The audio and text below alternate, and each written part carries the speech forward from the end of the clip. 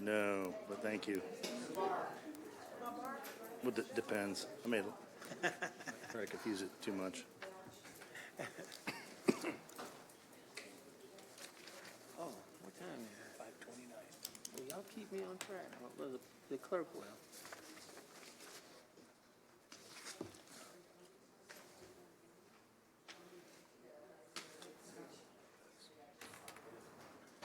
Thought I had some cough drops hiding here.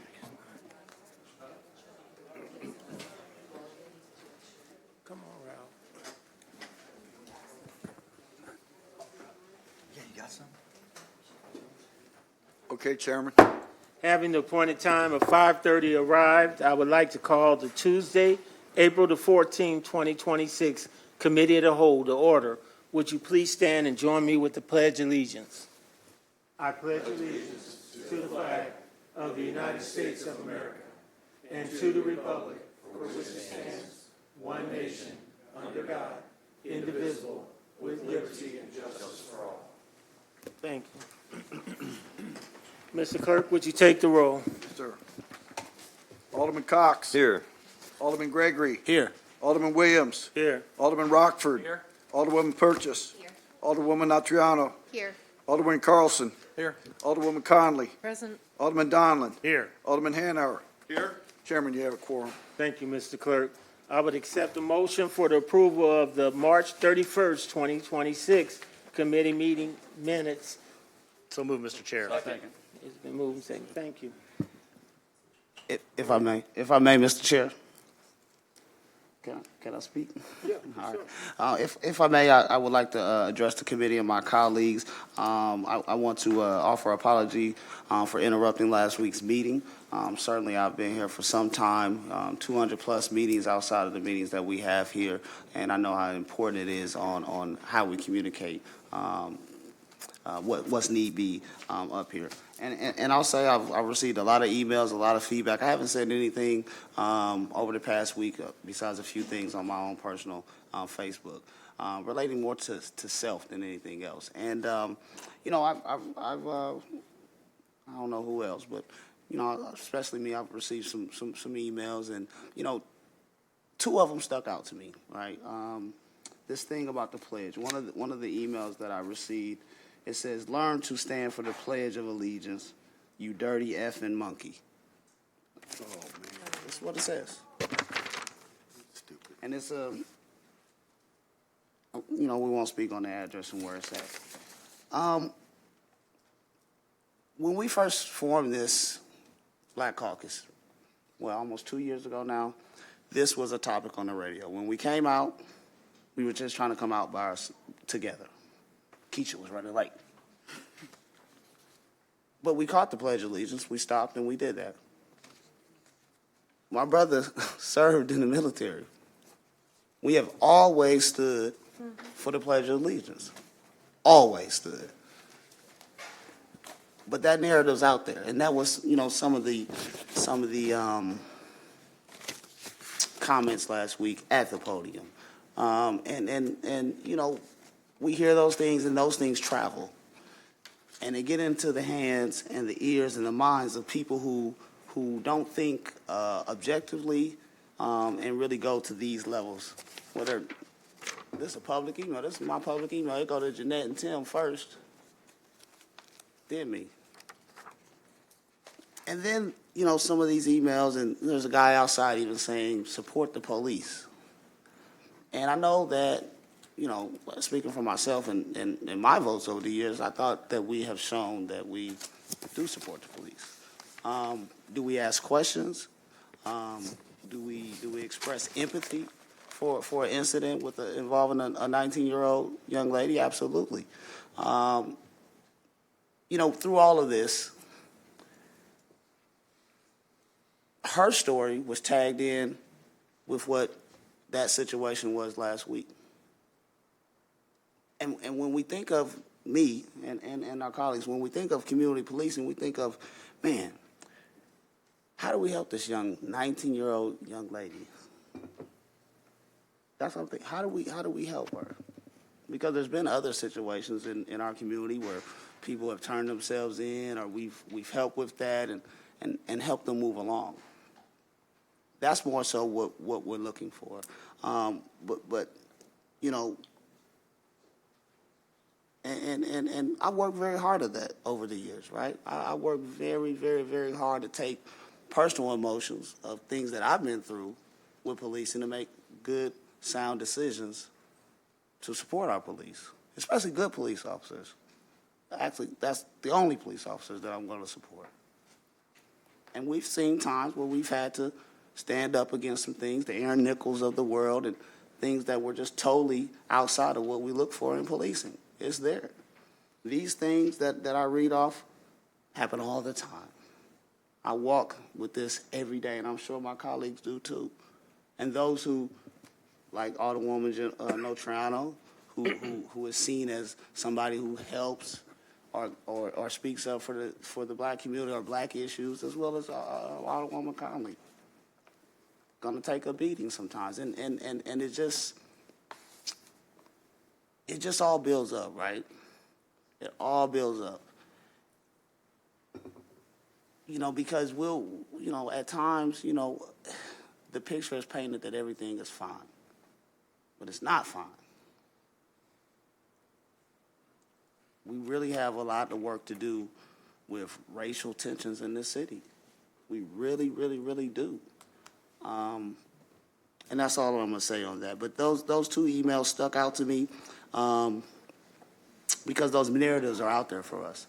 And many times people just don't even look at the actual work we do, the actual votes we take. It's just, he has an opinion, and he hates police. I got a reason to not be like that, but I don't. So I appreciate the time today. I appreciate you, Chair. I didn't want to take too long. Thank you. Thank you. Madam Treasurer, since it's the first committee meeting, do we have a report? Oh, I'm sorry, she's not here? That's Eric. Oh, Eric, okay. Do we have a report tonight? Thank you, Alderman Williams. Yes. Treasurer's report for the corporate fund for the month of March. The beginning balance was $63,034,481. We took in total receipts of $14,485,945.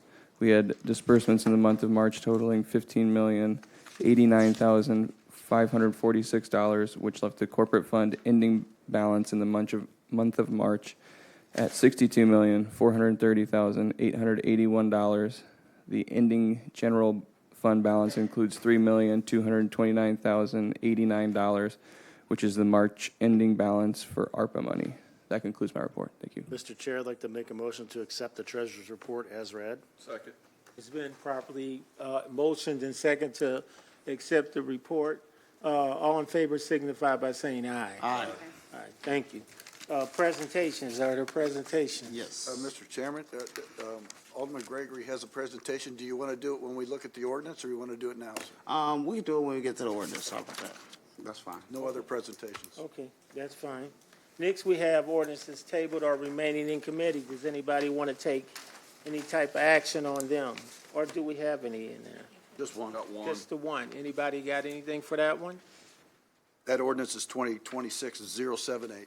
Motion to move to committee consideration. Second. It's been properly moved and second to bring this into committee consideration. All in favor signify by saying aye. Aye. Okay.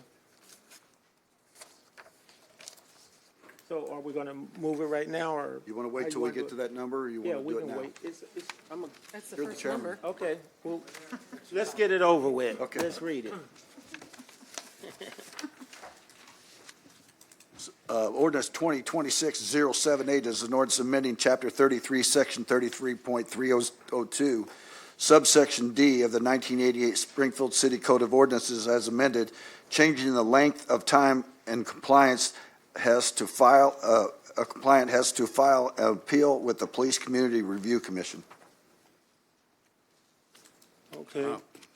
So moved. Any Move for consent? Second. move and second to consent, did you say? Yes. Okay, any discussion? Yes, Mr. Chair. I like I say, I only held this because we anticipated moving a little faster on the police review commission on some updates. And we haven't had a chance to have those conversations with Ethan out of respect for him. However, and I see no sense of continuing to hold a extended time for people to put a complaint in. So thank you. Any other comments? Well, I do have a comment on this. This is the one where I said it doesn't make sense to do until we see movement. We have a couple, well, there always were candidates, but we have movement going on now. There's things on our agendas, and it's moving through the process is the only reason why I would move this forward. There is some confusion out there about our particular commission compared to the recommendations of the county, but as you know, I don't like combining anything with the county, so that's partly why the Massey Commission's thing talks about us and the county doing something. And I'm going to move this until we can figure something else out. So I'm in support of it, and I will be voting. So if there's no more discussion, all in favor? Signify by aye. Okay. So that takes care of that, Mr. Clerk. Yep. You ready for? Yes. Ordinances for committee consideration. CWLP 2026-148 is an ordinance authorizing payment to the North American Electric Reliability Corporation, NERC, fees in fiscal year 2027 in the amount not to exceed $79,394.01 for the Office of Public Utilities. Move for consent. Second. It's been properly moved and second for our consent agenda. Any discussion? Hearing none, all in favor signify by saying aye. Aye. 2026-150 is an ordinance authorizing supplemental appropriation of the MISO J1610 deposits not to exceed $292,569.54 for the Office of Public Utilities. Move to consent. Second. Been properly moved and second for consent. Any discussion?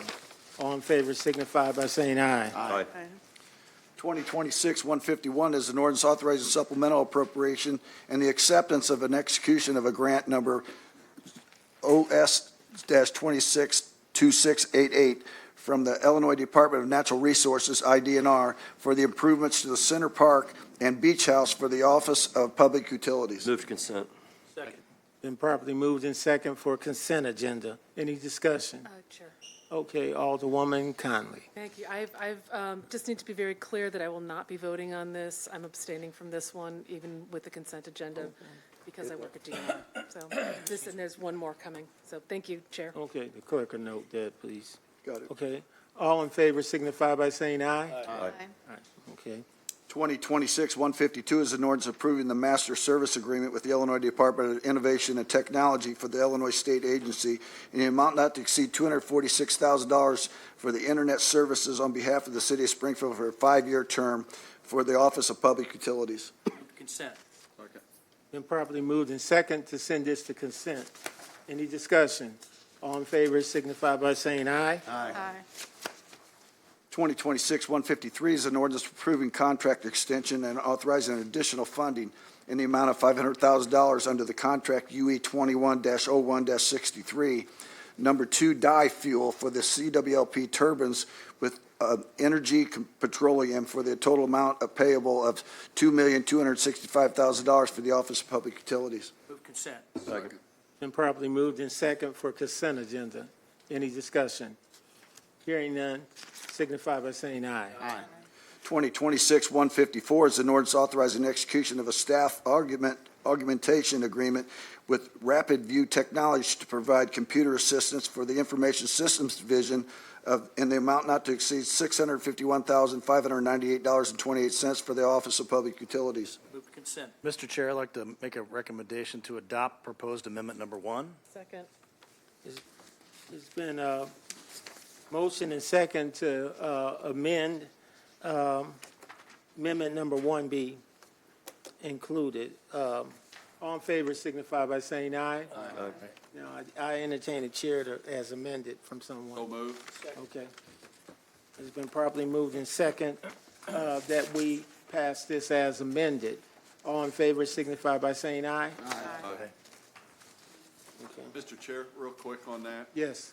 I would ask, I would like to know what we spent on that ERP system. Billy, if you can try to find that out. It's not, I don't want to hold it up, but Okay. I think it's something we need to know. Those things are just, it's probably eating us alive. All right, thank you. Okay, yeah, check it, okay, thank you. Mr. Carter, Public Works. Public Works, 2026-155 is an ordinance authorizing execution of an extension agreement between the City of Springfield, Illinois, and 2631 North Dirksen Parkway LLC for the properties located at 2631 North Dirksen Parkway for the Office of Public Works. Move to debate. That has to be debate, right, Greg? Yes. Debate. Okay. It's been properly moved and second to send this to the debate agenda. Any more discussion? Hearing none, all in favor, signify by saying aye. Aye. 2026-156 is an ordinance annexing certain described real property located at 2631 Dirksen Parkway for the Office of Public Works. Move to debate. Been properly moved and second to send this to the debate agenda.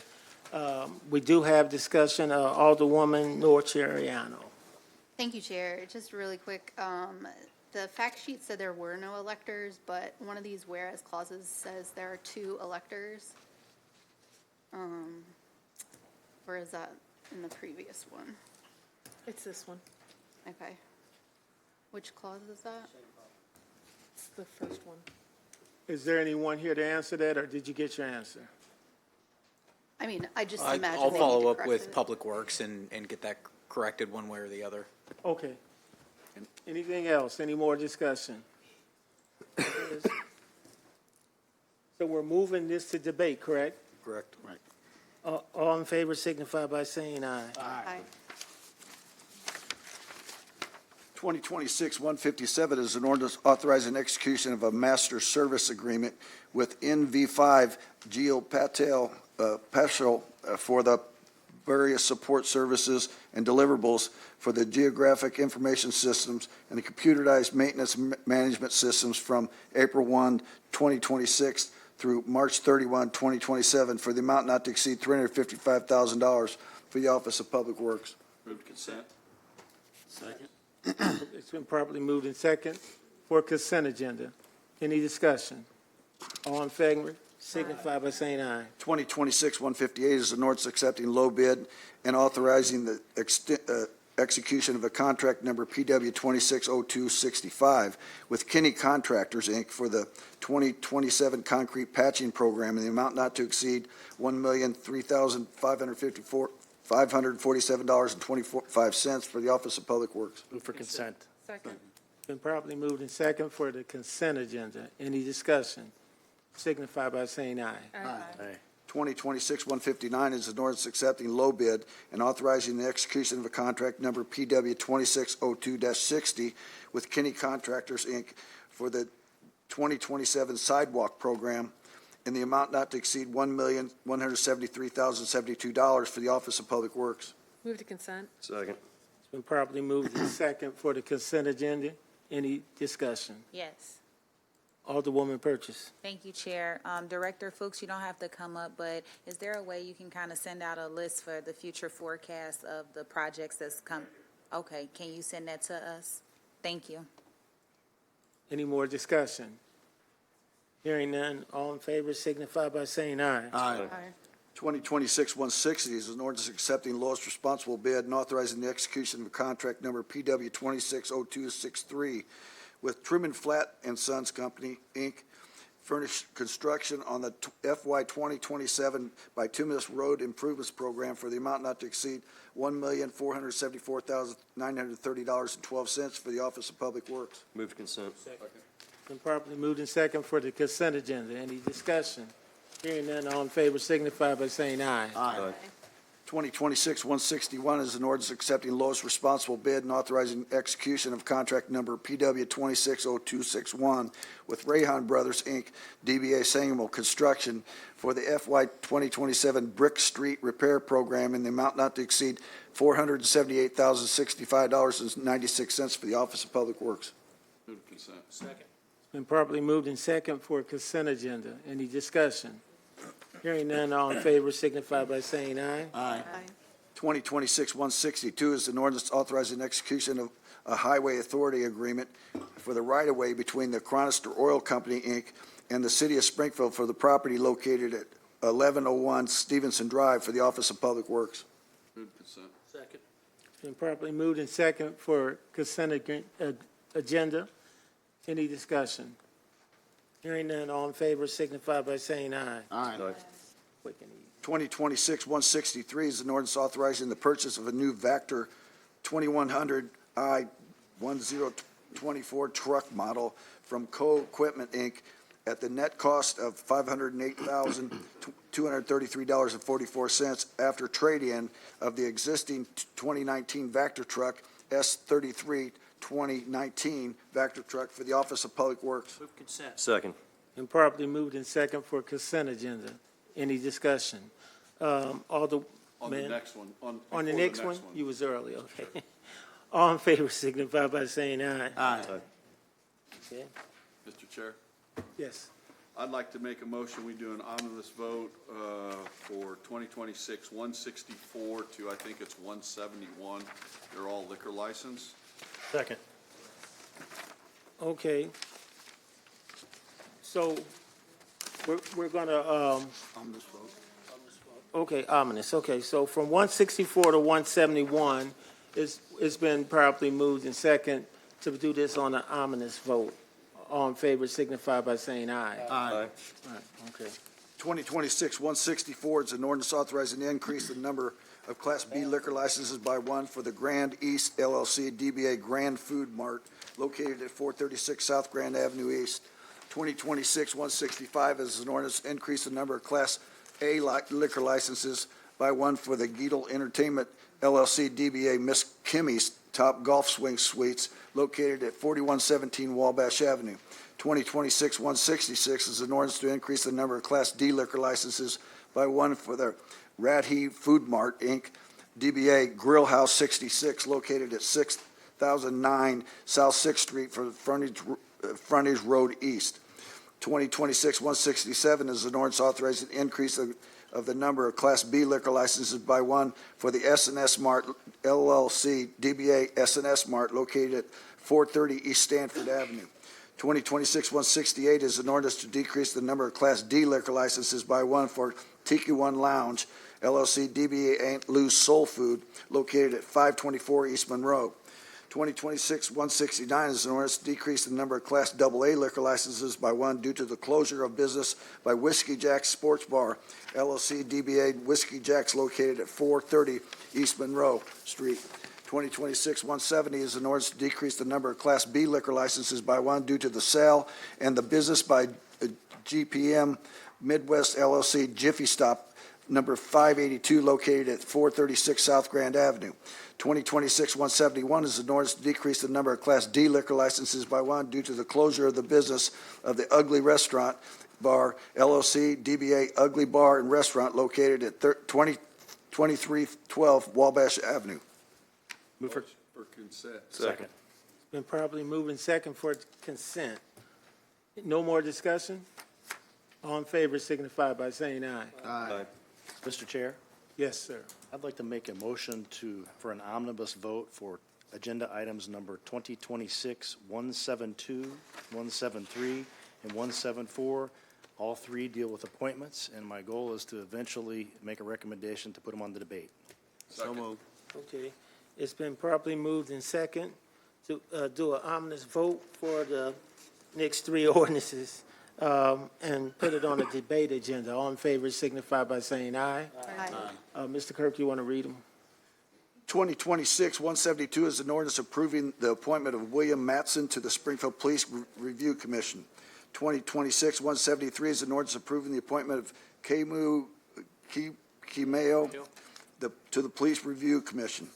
2026-174 is an ordinance approving the appointment of John Herring to the Springfield Disabilities Commission. Move for debate. Second. Been properly moved and second for debate. If there's no more discussion, all in favor signify, I'm sorry. I'm so sorry. Alderwoman Norteriano. Thank you, Chair. So I'm assuming I missed an email with these people's resumes and such. Did anyone see Billy, do you know about that? That hasn't been standard practice for, I'm happy to start that. Yeah, we usually get them Wait, they usually come when? When do they usually come? before they're read. We normally would get them, Tim will send them out, or Jeanette will send them out to, sorry, Chair.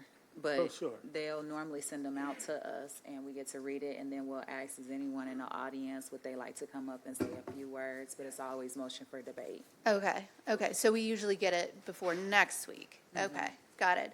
Yeah, and I just wanted to make sure that, like, this is a matter of public record, so it should be included with these ordinances, their, whatever they submitted to, in order to get approved in their background.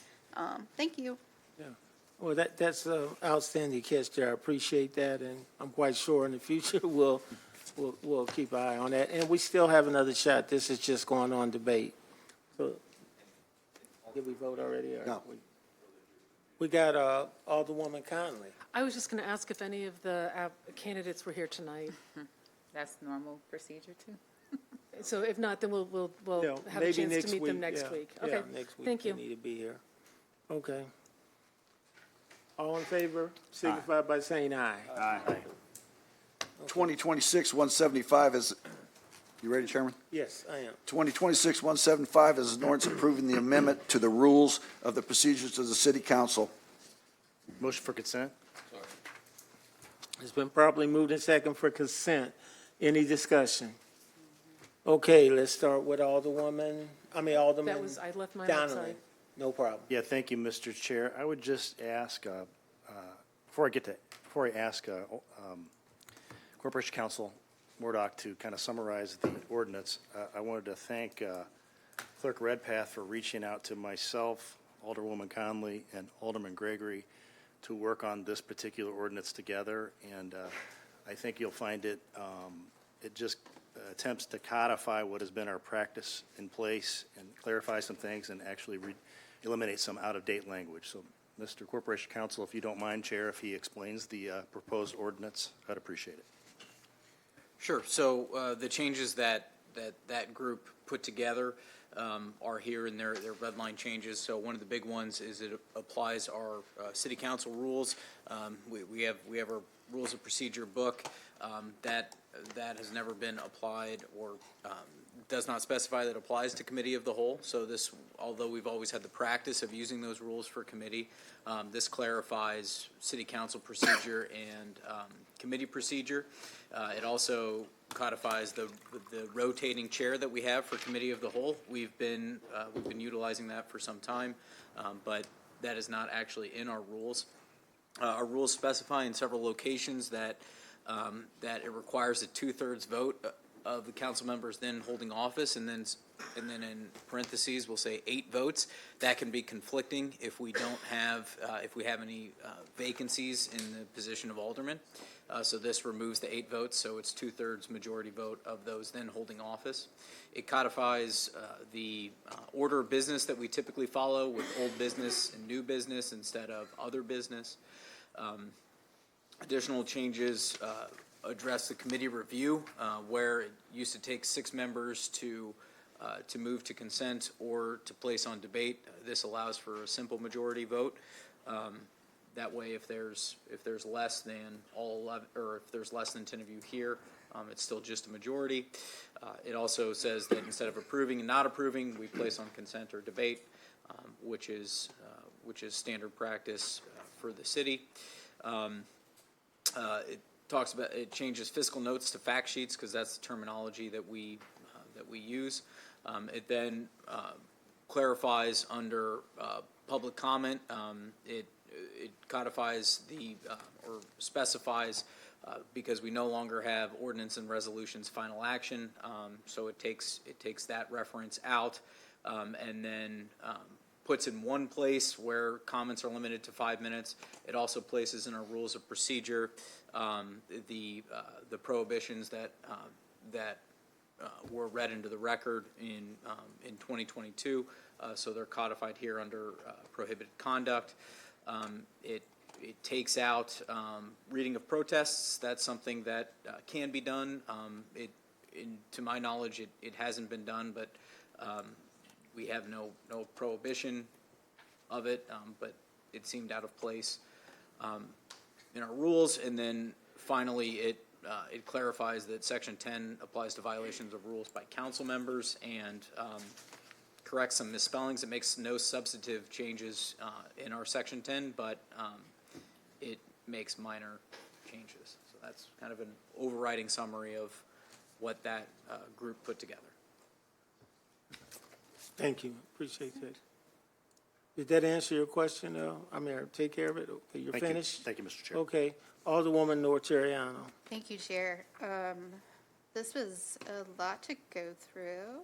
And there were just a couple of things that sort of caught my attention as something we might want to look at and maybe not just like put this through super quickly. All respect to the sponsors. So let's see. So Corporation Counsel, you sort of already helped with the defining a majority. So the concurrence of the majority, you don't think it would be beneficial to further define that in here? Well, I think that concurrence of majority is defined by our Supreme Court, and so if we want to use that term, we should follow the voting practice that's been laid out in the Prosser case. If we want to change concurrence of the majority, we would need to look at our consent decree to do that. Okay. Yeah, no, I'm not saying that we should change it because I have no reason to do that, but it was a point of contention, and it was not abided by for, 30 years, I guess. So I think it would be helpful to, put that out there for everyone. Just referencing that. But these are just suggestions. Do with it what you will. When it's Section 8, citizens' rights, you've taken out the right for people to address the council for zoning matters and emergency ordinances. So people, if something comes up at the meeting, people cannot address, like the audience cannot address issues that haven't been put forward previously, or? That's certainly not the intent of striking that except for zoning matters and emergency ordinances.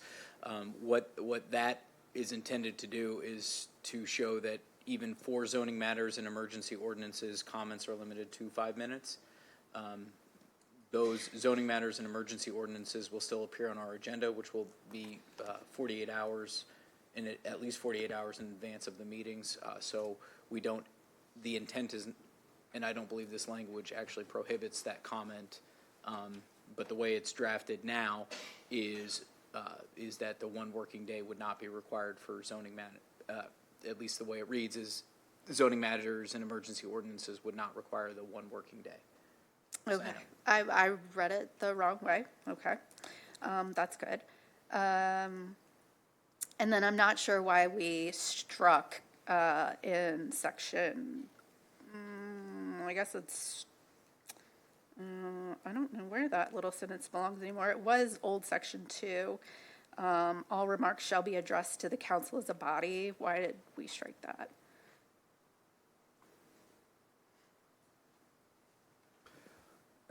I believe our current practice is repeatedly said that comments should be addressed to the chair, and so this, or the presiding officer or the chair, and so this has that the remarks should be addressed to the chair. Okay. I, as a member of the council, don't feel comfortable limiting the ability of residents to speak to us as a council. Like, I understand that we don't abide by people pointing out, hey, so-and-so, you did X, Y, Z. But to come up here and address us as a body, like, that seems like we should be okay with it. because I could see there would be issues that would, involve all 10 of us or something that we have done as a body, as opposed to just the presiding officer. So, yeah, I guess, and then, next, it says, in section 3, it says, things that are prohibited are allegations of personal wrongdoing. I feel like that's a little too limiting, right? I think there, of course, is a way to address personal wrongdoing, but I think if any of us, had, I don't know, broken the law or drove drunk or et cetera, I would be open to someone addressing that, my allegation of wrongdoing. Like, I don't know why we would take that away from people. Point of parliamentary procedure, could you, Alderwoman, if I can, could you tell me what page, section? It's number 8, so I don't know what page it is. There aren't any, but it's citizens' rights. 3, Number 3, 4. Yep, number 3, towards the end of that paragraph. Yeah, I got it. Yeah. So yeah, that didn't sit right with me. Everything else makes sense and is in following with what we do. And then in that section 4, so we say it's going to require a simple majority to pass. Is that a simple majority of all current elected? So no, the use of simple majority means if we have a quorum, it is more yays than nays for whatever the quorum is. Okay. So if there's 7 of you here, it's 4 yes votes. Okay. And that is to expel people or, yeah. That's to override.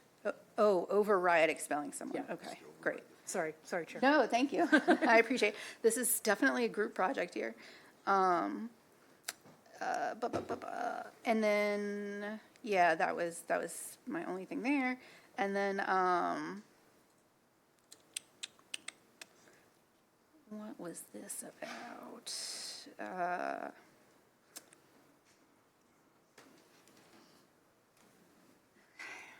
I'm sorry, this note isn't making sense to me. For me, it's a repeal, refusal.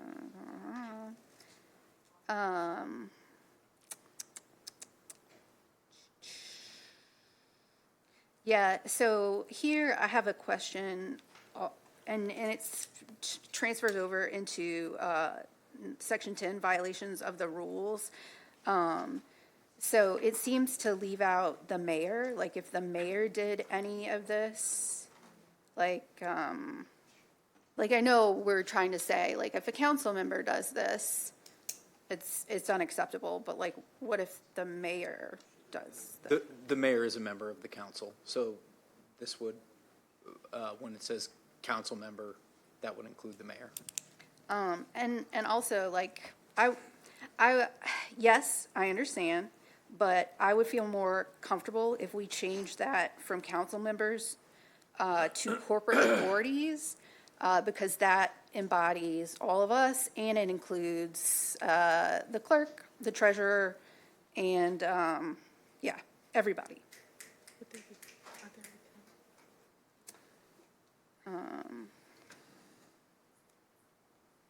Yeah, and I think that is it.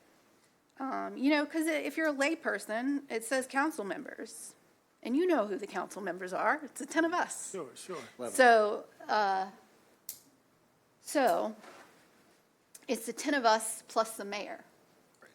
So I would suggest to everyone to change that from council members to corporate authority, because, yeah.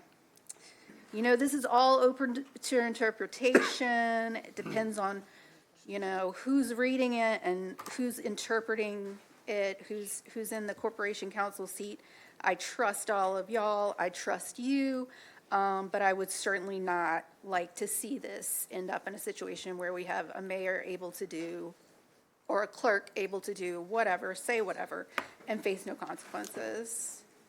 And that does it for me. Thank you so much for your consideration. If we can figure it out today, I won't motion for debate. So y'all, the sponsors, please let me know. Well, Alderwoman, I appreciate your comments and recommendations, but I'm going to move to put this on debate myself. This is a lot, and I think we need to go another week at looking at this. My issues are slightly different. You raised some serious points that I think we need to all share throughout the week and get ready for next week when we pass something. I'll second that. I'm tired of getting calls with the letters. People getting put out of council, and we did it. And we don't take a vote and say who's going to be suspended 30 days, 60 days, 9. We're not involved with that part. That's the mayor and her administration. I look directly at who signs the letter. It's usually corporate counsel. So what I would say to that, this is a good time to fix that and say in language who's making that decision that that person's getting expelled, unless we're going to make language that says we got to take a vote and then they're expelled. But we need to be clear. If we're going to go messing with rules, we might as well catch ourselves. Same way with turning mics on and off. It's always an administrative thing. That's usually not the council. But who's blamed? The council. When I read newspaper stories and I read different things that happen to citizens, the council did it. No, the council didn't do it. We don't have power to turn the mic off, turn the mic on, up, down, none of that.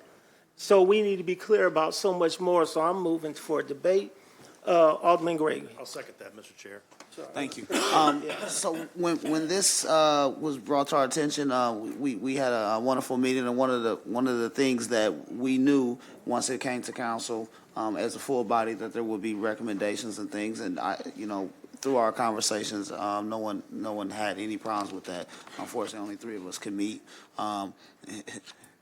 As the chief hellraiser, I didn't find anything.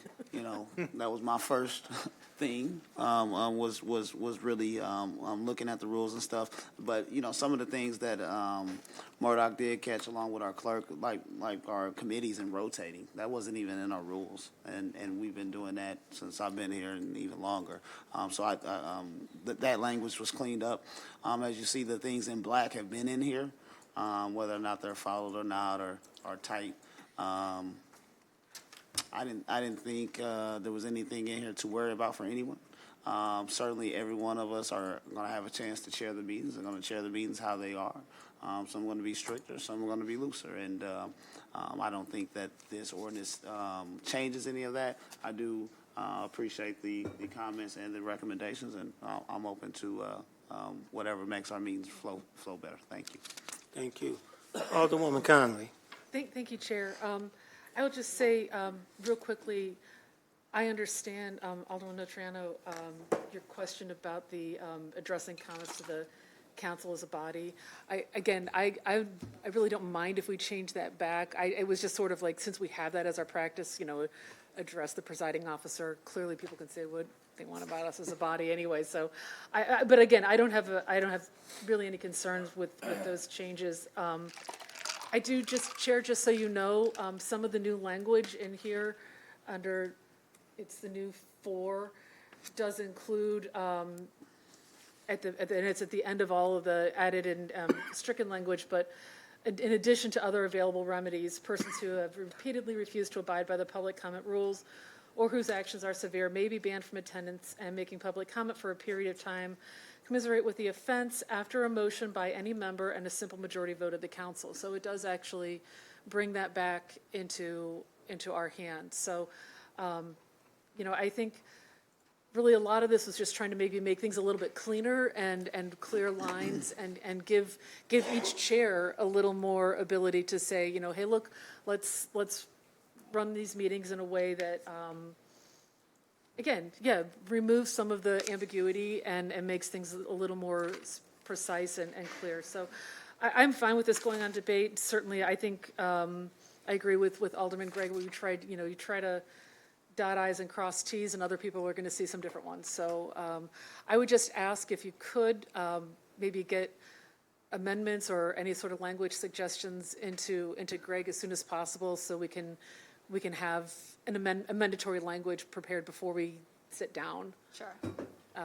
If that's okay, Corporation Counsel? Yes, yeah, that works, and I guess one question that I have for Alderwoman Notriano, based on comments I heard today and a potential amendment was, so Section 3101 of our city code defines city council as the mayor and aldermen, but if you want an amendment, we could use elected officers under Section 30.01, which would also include the mayor, the alderpersons, the treasurer, and the clerk. Okay. So I like that. elected officers would be the change, and I can prepare those. Thank Wait, you. Actually, I wasn't quite. I just, finally, my final comment I was going to say, sorry, Greg, I look at you already drafting language. I just want to say, I do hope that we as a body can all agree on these. I think it's really important, and that's why I'd ask, please get your suggestions in as early as possible. This should be something that we're all on the same page with. And that we're setting up in a good page for future, like, as you said, for someone else who's new coming into this, because, learning all this stuff is a lot. So, yeah, I appreciate comments, feedback, and again, look forward to talking about it again over the next 7 days. Thank you, Chair. Alderwoman Who I was Purchase. talking to now. Thank you, Chair. Alderwoman Conley, I'm glad you just said us moving together and moving forward, because sometimes when we're in the chair role, the rules don't apply the same. So sometimes people, like, I think someone just said it up here, sometimes when we all talk, and I try to remember who's saying what, but said that it gives people, I think it was Alderman Gregory who said some people are going to be more strict, some people are going to be a little bit lax, but that sets the tone for everybody. And I think that's why we get called names and it's not being gavelled. It's just a lot, and I'm very irritated and frustrated with it. So I think we need to be really, really clear in that area of how we are chairing the meeting as the actual chair. Sure. I know before, when there was a lot of tension that rised, Corporation Counsel Mordock would guide us with how we should conduct, if we should be saying something, because sometimes people feel like they want to say something, sometimes people reserve to not say anything, but then it confuses the audience. So I think we need to kind of tighten it up a little bit and make sure, as you said, we all moving together, so when we see that happening, we don't just not hit the gavel for one person, but we do it for the other. I agree, yep. Thank you. Alderman Okay. Donlin. Who we got? Oh, Alderman Donlin. Yeah, I'm just sorry. in closing, Mr. Chair, thank you. And again, thanks everybody for your comments today and for your understanding and of the desire, what we're trying to accomplish here. The city, I think, to our credit and our predecessors' credit, that we allow public members to speak for 5 minutes. Some municipalities throughout the state are 3 and 2, and I'm not in favor of changing that. And I think it's we get asked by constituents all the time, I know I do, about, somebody will, people, believe it or not, people do pay attention to our meetings, and they say, well, what about, XYZ that showed up and said this and that? And I think we'd be remiss if we didn't talk about just how important it is, whether we agree with it or not, whether we want to hear certain things or love to hear certain things, that people have the ability and they understand that they're allowed to come here and talk about things that they feel that we should hear. And this is the spirit of this. Again, it's more of just a kind of codifying what we practice, and take some simple things like, who's the chair of the meetings. That I know the ordinance was passed years ago when Tim was on the council that put that in.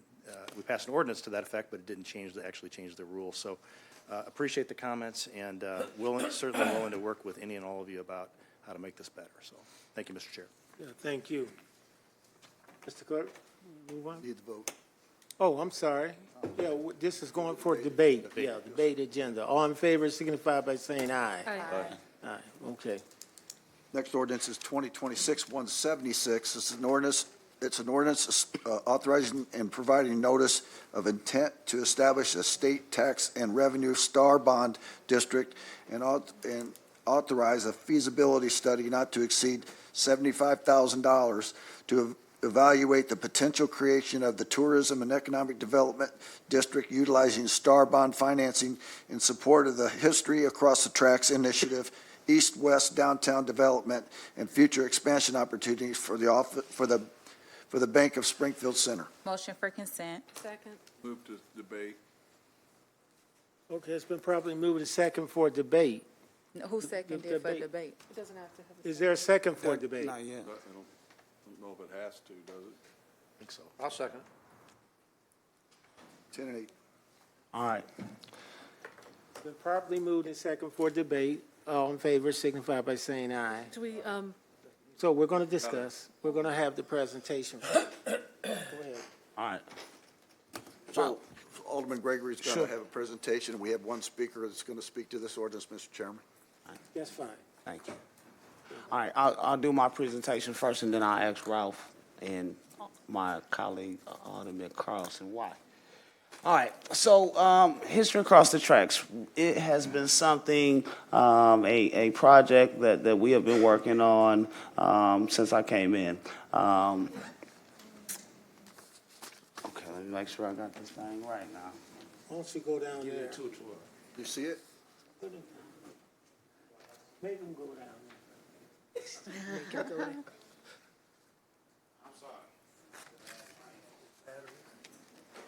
It's one.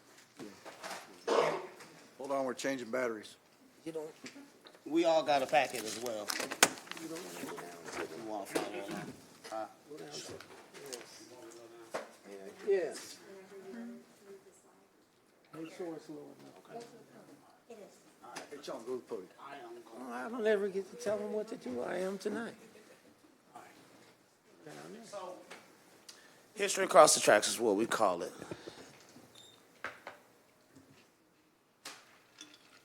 I'm pressing it. Next slide. Next slide.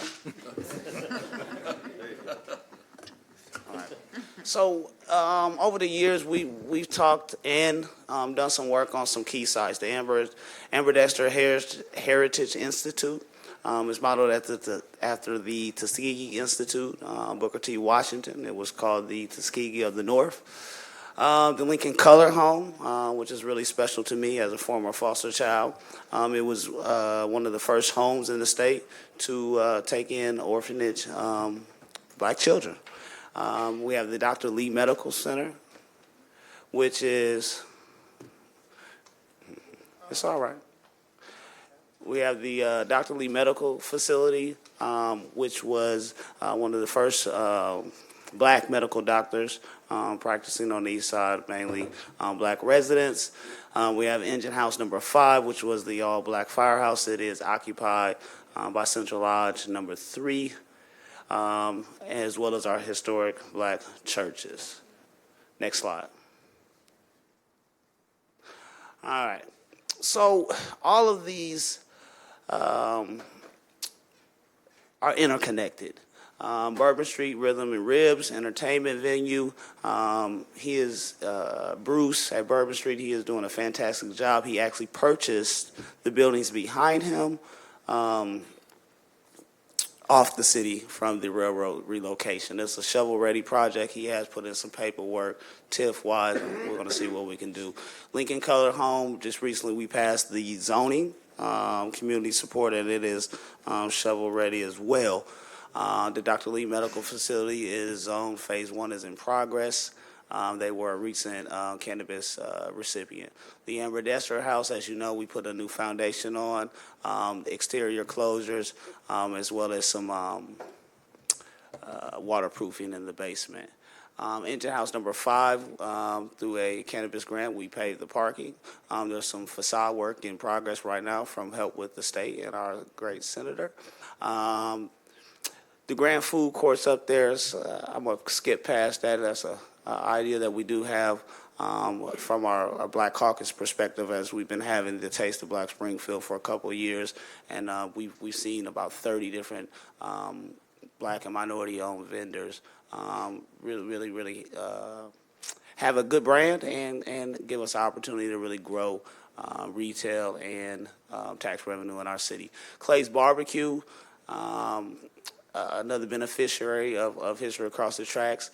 our oldest black-owned restaurant, 25 years plus.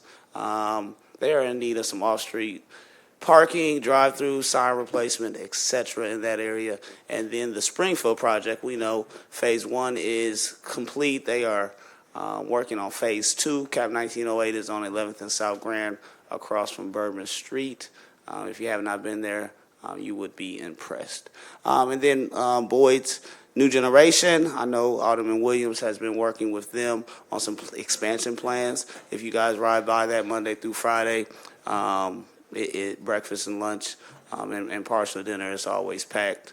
The city has helped them out before, and it has really, really done wonders for their business. And then we have the Carter's Fish. Carter's Fish is there, and our goal, our community's goal, is really to get those cars off the street, off that South Grand corridor for safety. There is some lots that the city tore down, some houses to the west of it. We look to sort of get both them and Clay's a parking lot to increase their businesses in both those areas there. Next slide. That's how my ideas be starting out, right? I really wanted to show that, right? The vice chair, she was like, "You need to make it pretty and do something." But I said, no, I really want to put it in here because these boundaries, we all know about what was talked about the BOS Center, and I think, most of that is a great idea, and I agree with that. I just feel that those boundaries can be dragged across the tracks. Across the tracks to Martin Luther King, to include the History Across the Tracks project, along with BOS expansion and the good things that are planned for downtown, as well as everywhere else. That's East Side, that's Southtown area, my southeast portion of downtown, Ward 5, as well as Ward 5 to the north. Even going to our friends on North Grand, and so my mind thoughts, in a lot of these comments, they're like, "Oh, he only cares about the East Side, he needs to care about the whole city." Well, I try to concentrate on my ward because that's where I'm elected, and that is the ward that's most in need. But our ideas never shut out. They never are exclusive. They're always inclusive. We always try to think of how to help everybody, how to make everything work. Next slide. Get away from my nasty handwriting there. So, star bonds. What is a star bond? Star bonds were created in the Illinois General Assembly in 1995. There's the Public Act as a tool to stimulate economic development and tourism. The program allows municipalities to issue bonds. The bonds are repaid using incremental state and local sales tax revenues generated by the development within the designated district rather than the city's general fund, enabling communities to finance large-scale projects without using property taxes. Next slide. So, star bonds. Star bonds has a provision in the law that requires at least 50% of that project area to be located in the underserved area, ensuring that the program is directly tied to communities that have historically lacked investment. The statute is designed to drive job creation, economic growth, and new development, especially in those areas, and only allows projects that would not happen without this financing tool. There is the law definition for you guys' pleasure. Next slide. It emphasizes job creation, economic growth. We went over some of that, and projects supporting minority-owned businesses. These provisions make Springfield's East Side an ideal candidate, as it is historically underserved, has economic distress indicators, and offers strong potential for creating jobs, attracting tourism, and stimulating long-term growth, long-term community development. There is the law and the subsections below. Next slide. For many years after the law's initial enactment, talking about star bonds, the program remained largely dormant due to how the eligibility rules were written and limited use by communities. In December of 2025, the legislature expanded the star bonds statewide through the SB 1911, enabling any eligible municipalities or counties across Illinois to establish a star bond district and pursue projects that can attract visitors, spur capital investment, and generate jobs. Under this expansion, STAR bonds are now a tool available in every region of the state, provided the district meets criteria such as having 50% of the area in underserved areas and supporting designation-scale development that creates a significant economic impact. State officials estimate that if all eligible STAR bond projects are completed, they could generate up to $1 billion in sales and 5,000 new statewide jobs. Next slide, please. These are just some different little notes that I wanted to put in here. The state law refers to Section 5.5 of the Economic Development for Growing Economy Tax Credit Act for the definition of underserved area, typically based on economic distress indicators, low investment, high unemployment, and poverty rates. The law requires that STAR bonds would not occur but for the availability for STAR bonds. The statute explicitly notes that the private sector is unable to develop major related projects in some parts of the state. Next slide. This is our poverty rate in this main area, 41%. Medium income, we see there at 33%. Life expectancy. So I got to get this done quickly. Numerous studies show that heritage and cultural tourism can be a powerful engine of economic development, especially when communities are actively engaged. Systematic research highlights tourism role in poverty reduction, job creation, and infrastructure investment. While admissible evidence links cultural heritage assets to increased tourism and economic growth. These findings support the case that investing in Black heritage tourism in Springfield's History Across the Tracks initiative can bring measurable economic benefits to historically underserved neighborhoods. Boy, now I see how hard it is. Heritage tourism is the fastest growing sector in the U.S. travel market, projected to grow from $129 billion in 2024 to $184 billion by 2033.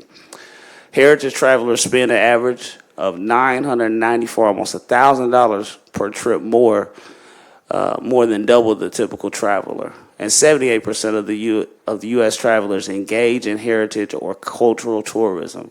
Black leisure travelers represent a significant economic force, spending approximately $109 billion in 2019, highlighting the potential of cultural relevant tourism experience to drive local economic growth. In addition, the African American Cultural Heritage Action Fund has raised about $150 million to preserve historic Black landmarks, churches, and cultural sites, demonstrating ongoing national investment in African American heritage provision and tourism. Next slide. Continue. For the sake of time, we went there. Next slide. So this is some of the work that we've done on the Ambidexter House. As you see, I'm very hands-on and I go look at it. But in that first picture there, they raised that house off his foundation and put that new foundation that you see on the last picture. The guy said it was the heaviest house that he's ever had to lift. They had to come from Wisconsin to do this. The walls of that house have bricks in them halfway up the cavity. Next slide. That's what one of the renderings was for it to look like. Next slide. To my left, your right, that is the Lincoln Colored Home. It has currently has some demo work, and it is prepared, as I noted before, for some work. The second building there is the Dr. Lee Home. As I noted before, that home there is noted for work. Next slide. That is some of the work on Southtown that is now CAP 1908. They are preparing for building number 2. Next slide. That is the goal. That is where we are trying to get that corridor. That corridor there, of course, is South Grand leading into downtown. Next slide. So I just want to put this in here as our relation together. During the Civil War, Frederick Douglass met with Abraham Lincoln 3 times. Their first meeting, though, was contentious. Over the previous 2 years of the war, Douglass criticized Lincoln for his cautious approach to abolition. After Lincoln signed the Emancipation Proclamation, Douglass began to soften his criticism, but grew frustrated with the unequal treatment of African American troops. On August 10, 1863, Douglass decided to meet with Lincoln on the issue. With the aid of Boston abolitionist Major George Luther Steams, Douglass obtained an invitation to the White House.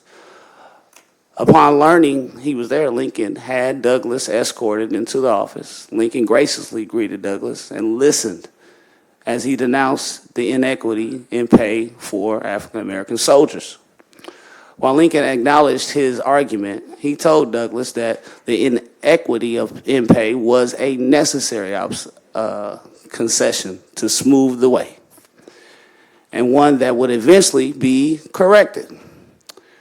Lincoln also affirmed that he would continue to ensure the protection of African American troops. Douglass left the meeting disappointed, but he was well satisfied with the man that determined to go on with the recruiting. Next slide. Slide, guys. In Springfield, Abraham Lincoln once took bold action in the face of injustice, signing the Emancipation Proclamation to free those long oppressed. Yet the 1908 race riots violently reinforced a dividing line between downtown and the east side, destroying black neighborhoods and businesses and pushing residents into a long-term disinvestment. Not far from the newly designated Race Riot Monument, which will serve as a future anchor of history across the tracks, the proposed is a $200 million Star Bond expansion can transform into a 250 by transforming the surrounding areas. Building the East Side ruins and rich cultural heritage legacy. The initiative will create a major destination that draws visitors downtown while directly uplifting the East Side, erasing the historic dividing line, honoring Lincoln's legacy, and finally freeing neighborhoods from decades of neglect through heritage tourism, private investment, and equitable development.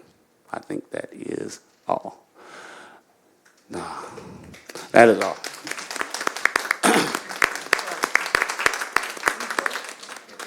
Alderman Hanauer.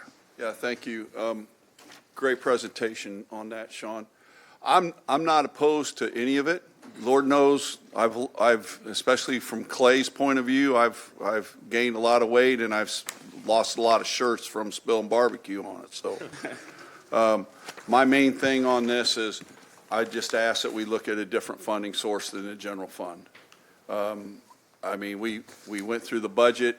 We had people that didn't vote on the budget because they were concerned about spending. This was not in the budget for spending. I realize it's a new thing. I think it's great. If we can get that money, I'm all for getting money from whatever source. I would just ask that we go back and try to find a different fund than the general fund. That's all I'm asking. And I mean, great presentation, and all those projects are wonderful. And I hope I'm around when they're all done, you know. What they did to the one house where they picked it up, I thought it was going to crumble. I really did. That was a feat. And so, Sean, I would just ask that you go back and try to find a different source of funding, okay? Thank you. If I may jump in real quick, you know, in my discussions with people who support this plan, and you know, one of the things that Alderwoman Notarano brought to my attention, she said, "Sean, why pay anything? We have an in-house planner that we have." And what this particular ordinance is about is to designate a boundary and to notify the state that we have intentions to draw a box of some sort, whether it be these boundaries here or other boundaries that we have. I think these boundaries fit our city the best. I feel like these boundaries straddle the 11th Street tracks, the dividing line, and I believe that it brings economic development to both sides of the tracks and erases that line finally. And if we can do it in-house, that's great. If we have to go outside, there's different funding sources that we can use. We can use some TIF funds if necessarily to use that. But I thought what was best was for us to take it out of the general fund. I'm not opposed to finding a different fund to do that out of, or having our staff work on it themselves. Because a lot of the information that we need, we have. We have to compile it and put it up. I know in our marketing plan meetings with Director Dahl, one of the things that we talked about was operational plan, and we have begun working on that operational plan with each one of the sites, how much they will be in need to finish, what type of sales generating, tax generating portions that come with it, because that's the thing with a star bond. A star bond captures the sales tax in the area, and then if approved by the state, this would still have to be approved by the state, then they would refund 50% of that tax revenue back to those projects. So I guess my pitch is that this vision that we have for the expansion of the BOS, let's include a little bit more and help out a little bit more of our city. And that's my case. Thank you. I'm going to shut up. Mr. Chair, can I respond real quick? Yes. The only other thing is, it's my understanding, at least I thought I understood, that the study's already been done for the BOS Center, so I don't know that there's really there's a real reason to include the BOS Center on that, and that might save us money as well. But my understanding was that study was done before, almost 2 years ago. yeah, before Doris brought it to the legislature. So I think that's just another thing that we probably ought to just take that off. Thanks. Yeah, for sure. Good job on the presentation. Thank you. I appreciate you. And I do know there's been some action taken on that. And I would say that anything that's involving an estimate or where we're going to place our city dollar sales tax portion of the funds is I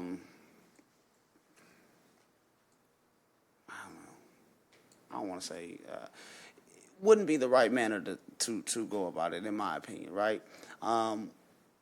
Because it's our sales tax, our sales dollars. And if there is been a study or report done, then we need to see it to see how ours can help. Because if theirs already qualified for star bonds, then adding additional area only makes it better. It only qualifies for what through my research they call a NOVA level, which is the $300 million level. You know, and I fully believe that by adding more pieces into it, you're going to have people of all walks of life that's going to come to whatever happens downtown and going to want to go across the tracks and going to want to go see. On that mural, on the train tracks that's getting covered up right now, there's Eva Curl Monroe, that's the Lincoln Color Home, Barack Obama,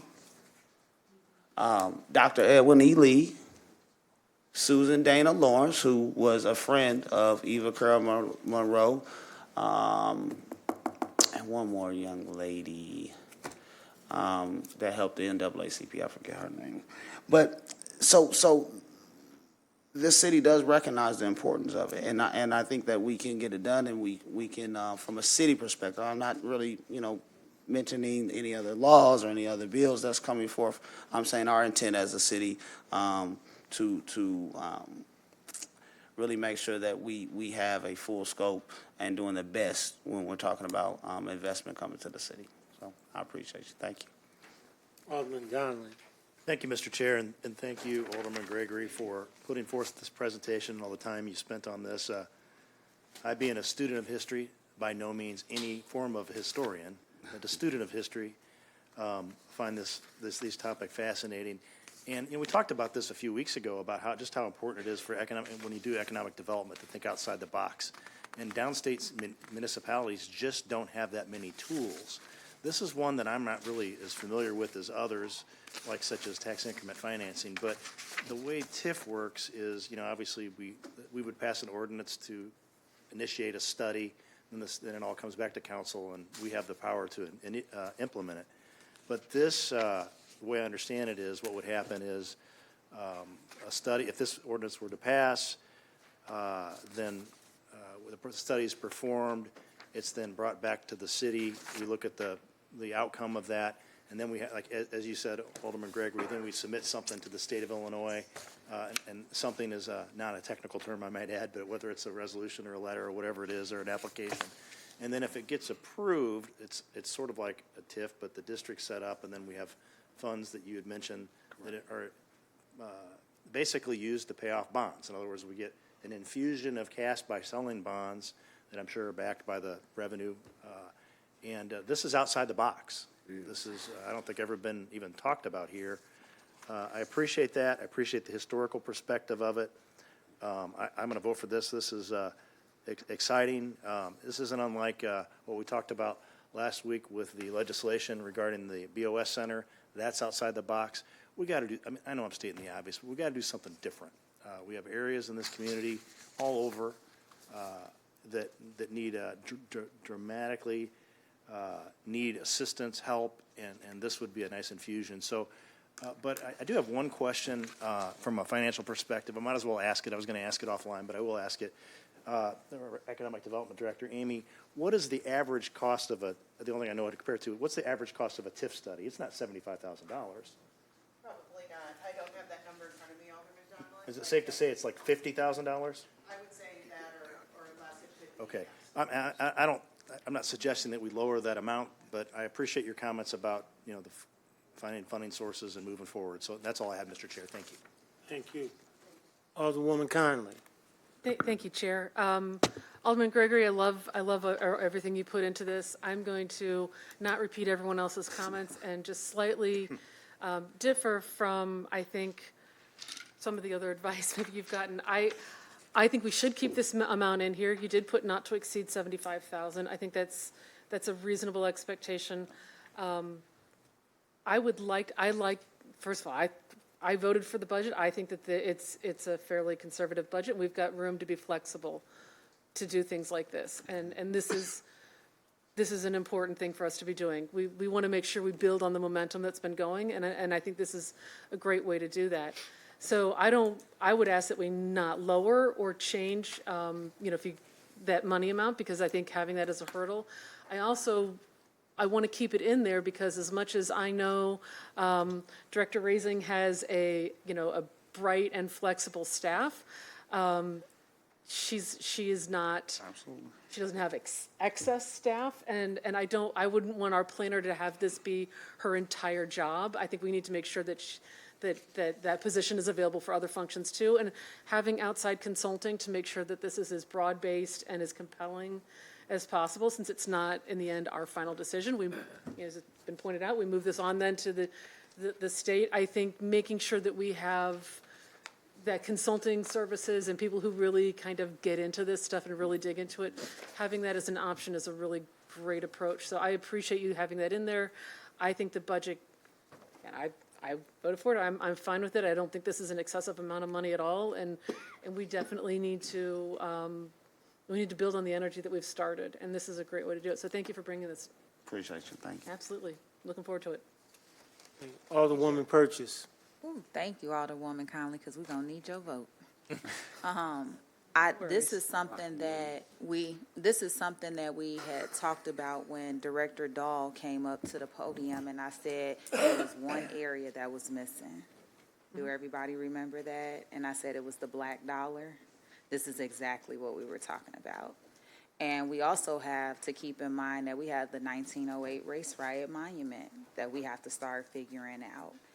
I'm hoping, how I just saw ordinance 2026-151, where there was a grant from the Illinois Department of Natural Resources, and it encompasses the beach house. So I'm thinking, can we use some of that same energy to try to find grants for this type of project? And I think if we do put that type of energy in, we'll find some.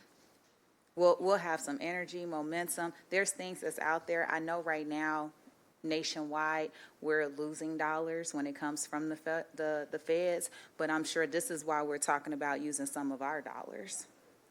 And that is well worth it. We just went through a budget where we passed a lot of stuff. This is not something that we should have to ask for. It's something that should be thought about. It should have that same and being intentional. And the reason when me and Sean was sitting there playing on the paper, scribbling, and we said wards 5 and it complements, like right now, this is history right here. To have two of us that's young, that's the representation of what we want to see. Stop it, Roy. She exempted you from the young category, Roy. Knew he was going to say something while I was talking. Knew she said young. But he encouraged us to have this conversation today. So I definitely take my hat off to Roy, and there's been a lot of conversation. I fell asleep on them on Saturday while we were working. And talking about these things, and we're very serious about standing united. And just to even hear you and Alderman Donnellan, that's like a breath of fresh air saying, I agree with this is needed, I want to support this. So it doesn't look like it's one side versus the other side. So I think today, it's like a new leaf is being turned over. You just talked about the last ordinance of us being unified and moving together, and now you all are being supportive of this. And I would strongly encourage us not to touch one number on here. It was 75,000 put in. That's just what we need to do. I think it's another ordinance, help me out, Sean, another ordinance where I think the administration wanted to do a study. What was that amount for? It wasn't for this, but you know what I'm talking about. Yeah, 50,000 to do another study. And we're all going to be expected to support that. So if we can do one study, we can do another study. Because where's that money coming from?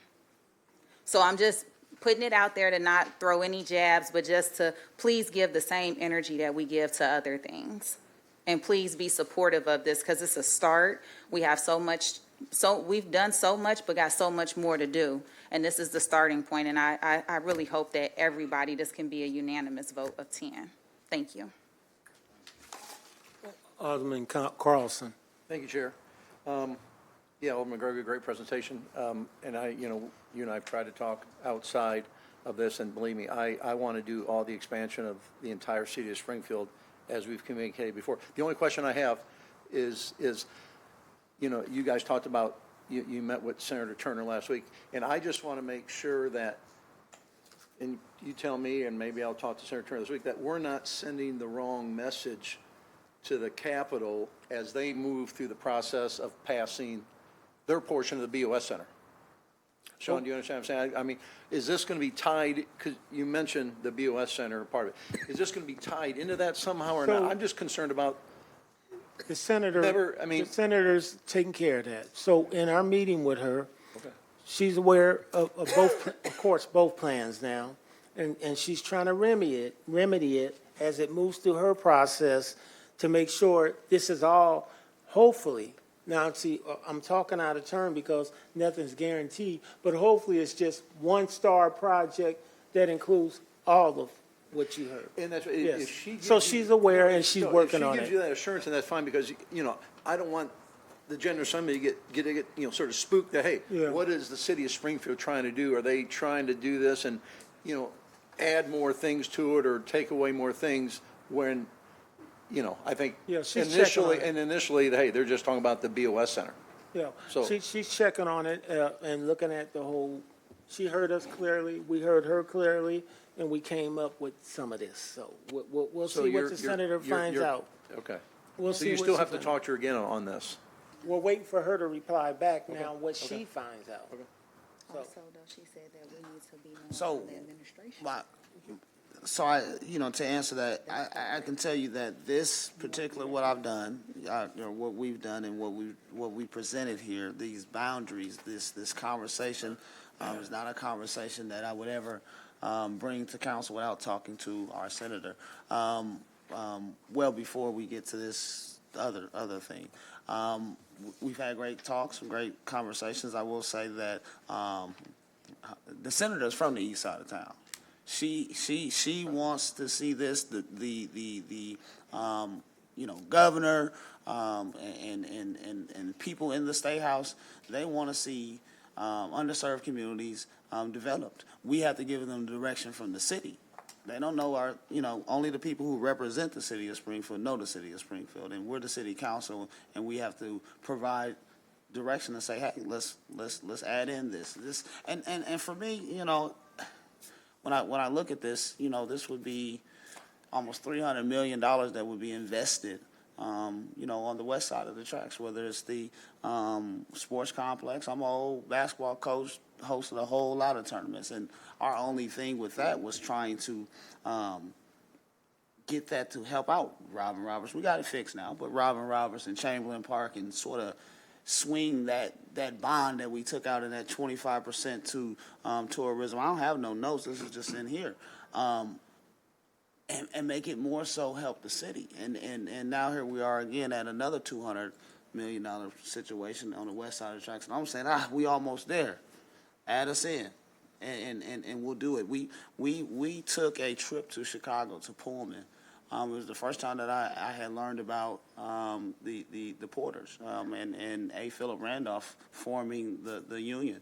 And what they did up there, they took that history and it started to help rebuild their dying neighborhoods. Their neighborhoods. Walmart came in, and I forget what bank was up there. We went and met with a rep, Nick Smith, in Chicago, and me and Ryan McCready and Dom, and we do have letters of support from Springfield Project and the Urban League on this, on being included in this.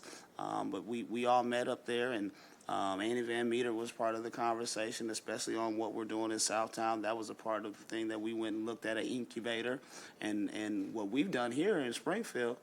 He came down and he's had some conversations with Dominic. He's like, wow, because when we went up there, it was just a building that we was having some trouble out of.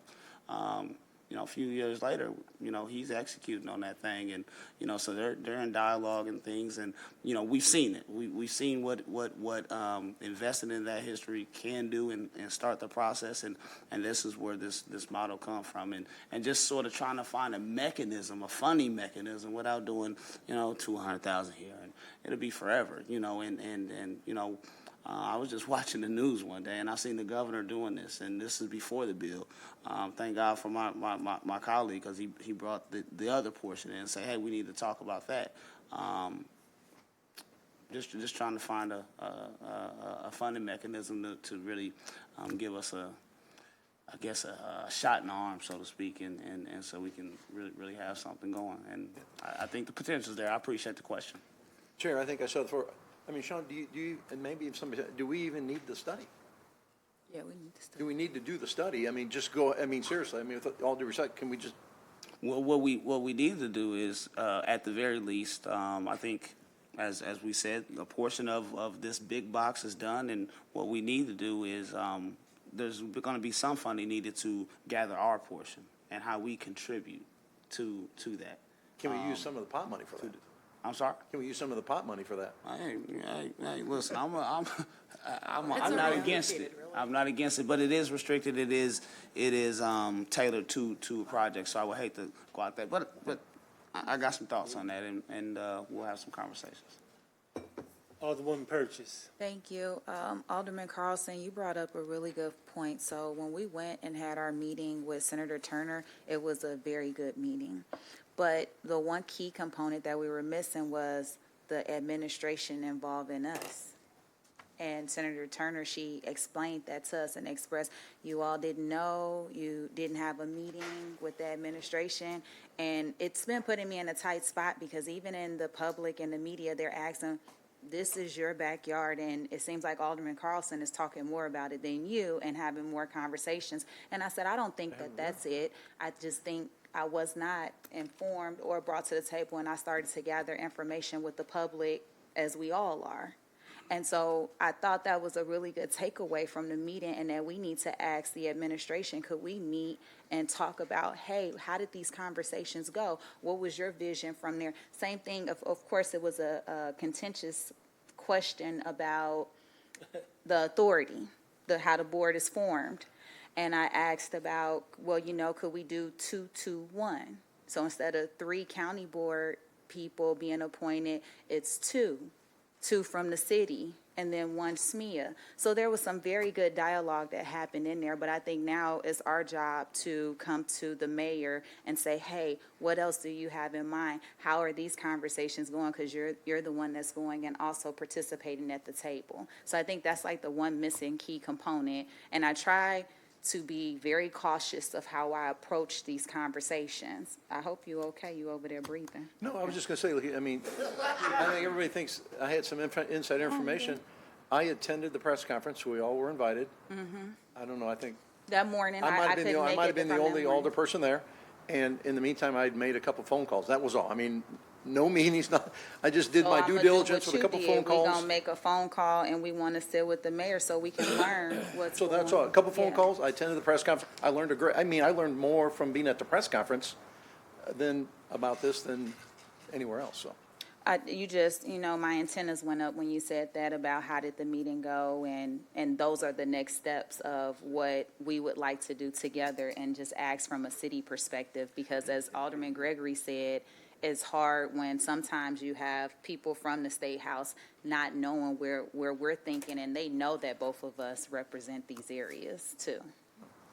So I just wanted to be clear on that and let you know. Thank you. Thank you. Any more discussion? We have a speaker, sir. Okay, go ahead. Teresa Haley. Excuse me.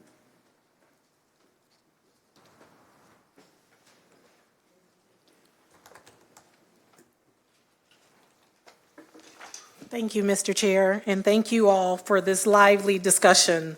History across the tracks is so important. We are always talking about 1908, the race riot that led to the Civil Rights Organization as we know it today.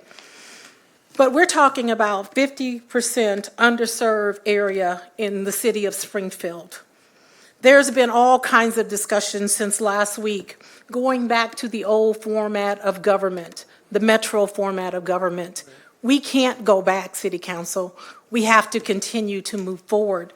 This is our Springfield. This is our City Council. We've elected you as taxpayers, and we hope and respect that you will do the right thing. I've done some homework myself, and it is totally without consideration for the county government to attempt to create and operate a local municipality corporation within the boundaries of the city of Springfield. They're not the city council. They're the county. In Cook County, this would not be allowed, nor is it allowed, nor is the tax body controlled by the city of Chicago. The sales tax from the creation of the BOS expansion, think about it. Who's going to control those dollars if we have 3 people from the county board having the majority of the votes? This is the city of Springfield. And all of these expansion projects that we're talking about, they're right here in the city of Springfield. As a taxpayer, I'm concerned because we elect you all as alderpersons to make the decision and to be the spokespersons on our behalf, not the county board. Just think, if we allowed the county board to take over our police department, we saw what happened with Grayson. We see what's happening with training around the state as it relates to police accountability. City Council, we hold you responsible because we've elected you to do this important job. And we hope that you would not allow the expansion, regardless if it's coming from our legislator or our governor. The governor doesn't live here. He doesn't even spend a lot of time at the governor's mansion. Our senator, yes, she lives here, and she sat in the same seat that Alderman Roy sits in. But the bottom line is she does not dictate to the city council. And it bothers me when I hear city council members saying, well, what did our legislators say? How many times have we gone to them and asked them to assist us here in the city of Springfield? You all are the controlling body. And it was interesting, and I appreciated Alderman Purchase saying, 2-2-2-1 vote, that makes a lot of sense. But the way this is designed for the expansion and how I understand it, and in my research and talking with people in the Black Caucus, the legislative Black Caucus, the city of Springfield would have one vote, and that vote would be the mayor. We didn't let the mayor to control our property taxes and our sales taxes. We count on you all as members of city council, and we're hoping that you do the right thing for the entire city of Springfield. And in terms of the consent decree, we can't go back. That was 1987, when 5 black men, and only one's alive today, and he was a former alderman, got together to change the form of government. Look around the city council. We have diversity today, not just with black folks, but we have women on the council. Don't let anyone take that away from us. We can't go back. We won't go back. We must continue to move forward. Thank you very much. Thank you. That's it, Mr. Chairman. Just need a vote. That's it? Okay, so now we're going back. That's our final speaker. If there's no more questions or discussion from the council, the move is to put this on debate, correct? Unless he wanted to go back to consent. All right. All in favor signify by saying aye. Aye. Thank you. Mr. Clerk.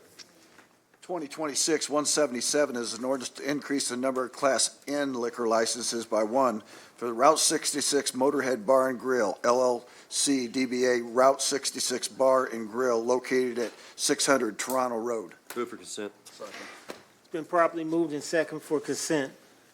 No more discussion? All in favor signify by saying aye. Aye. 2026-178 is an ordinance approving the 12-month run-out period with Luminaire Health for the claims processing and administrative services that occurred in the FY26 plan year in amount not to exceed $265,732.46 for the Office of Human Resources. Consent. Second. Been properly moved and second for consent. Any discussion? Hearing none, all in favor signify by saying aye. 2026-179 is an ordinance amending ordinance 457-11-25 pertaining to the contract for Aetna to provide dental services for a 3-year period for the Office of Human Resources. Move consent. Second. Been properly moved and second for consent. Any discussion? All in favor signify by saying aye. Aye. 2026-180 is an ordinance authorizing supplemental appropriation in the amount of $175,977 for the OPED settlement restricted fund balance for equipment and other expenses associated with the Beacon project and bolt apparatus for the Springfield Fire Department. Consent. Second. Been properly moved and second for consent. Any discussion? Hearing none, all in favor signify by saying aye. Aye. 2026-181 is an ordinance accepting quote number QT-203-2690 and authorizing the purchase of 22 Scout self-contained breathing apparatus for 11 Scott Air Packs from the Municipal Emergency Services, Inc., MES, I'm sorry, for the Springfield Fire Department for a total amount not to exceed $125,292.31. Move for consent. Second. Been properly moved and second for consent. Any discussion? Hearing none, signify by saying aye. Aye. 2026-182 is an ordinance authorizing execution of contract RFP FD 25-02 with Lion Group, Inc. for the replacement of 30 sets of rig gear for the amount not to exceed $112,561.80 for the Springfield Fire Department. Move consent. Second.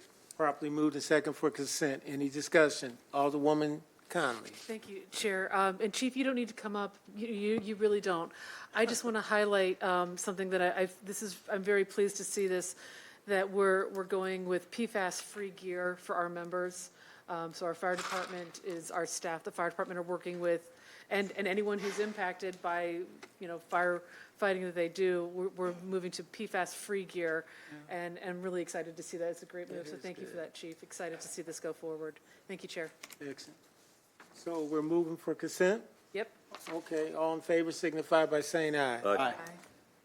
2026-183 is an ordinance accepting quote number 3523 303 and authorizing the purchase of 9 APX 4500 mobile radios and accessories for Motorola Solutions in the amount not to exceed $50,656.95 for the Springfield Police Department. Move consent. Second. Been properly moved in second for consent. Any discussion? Hearing none, say aye. Aye. 2026-184 is an ordinance authorizing execution of a sub-reciprocal agreement number 23-203186 with the authorizing payment to Boys and Girls Clubs of Central Illinois for the property located at 300 South 15th Street, utilizing Community Development Block Grant funds in the amount not to exceed $100,000 for the Springfield Police Department. Motion for consent. Second. Been properly moved in second for consent agenda. All in favor signify by saying aye.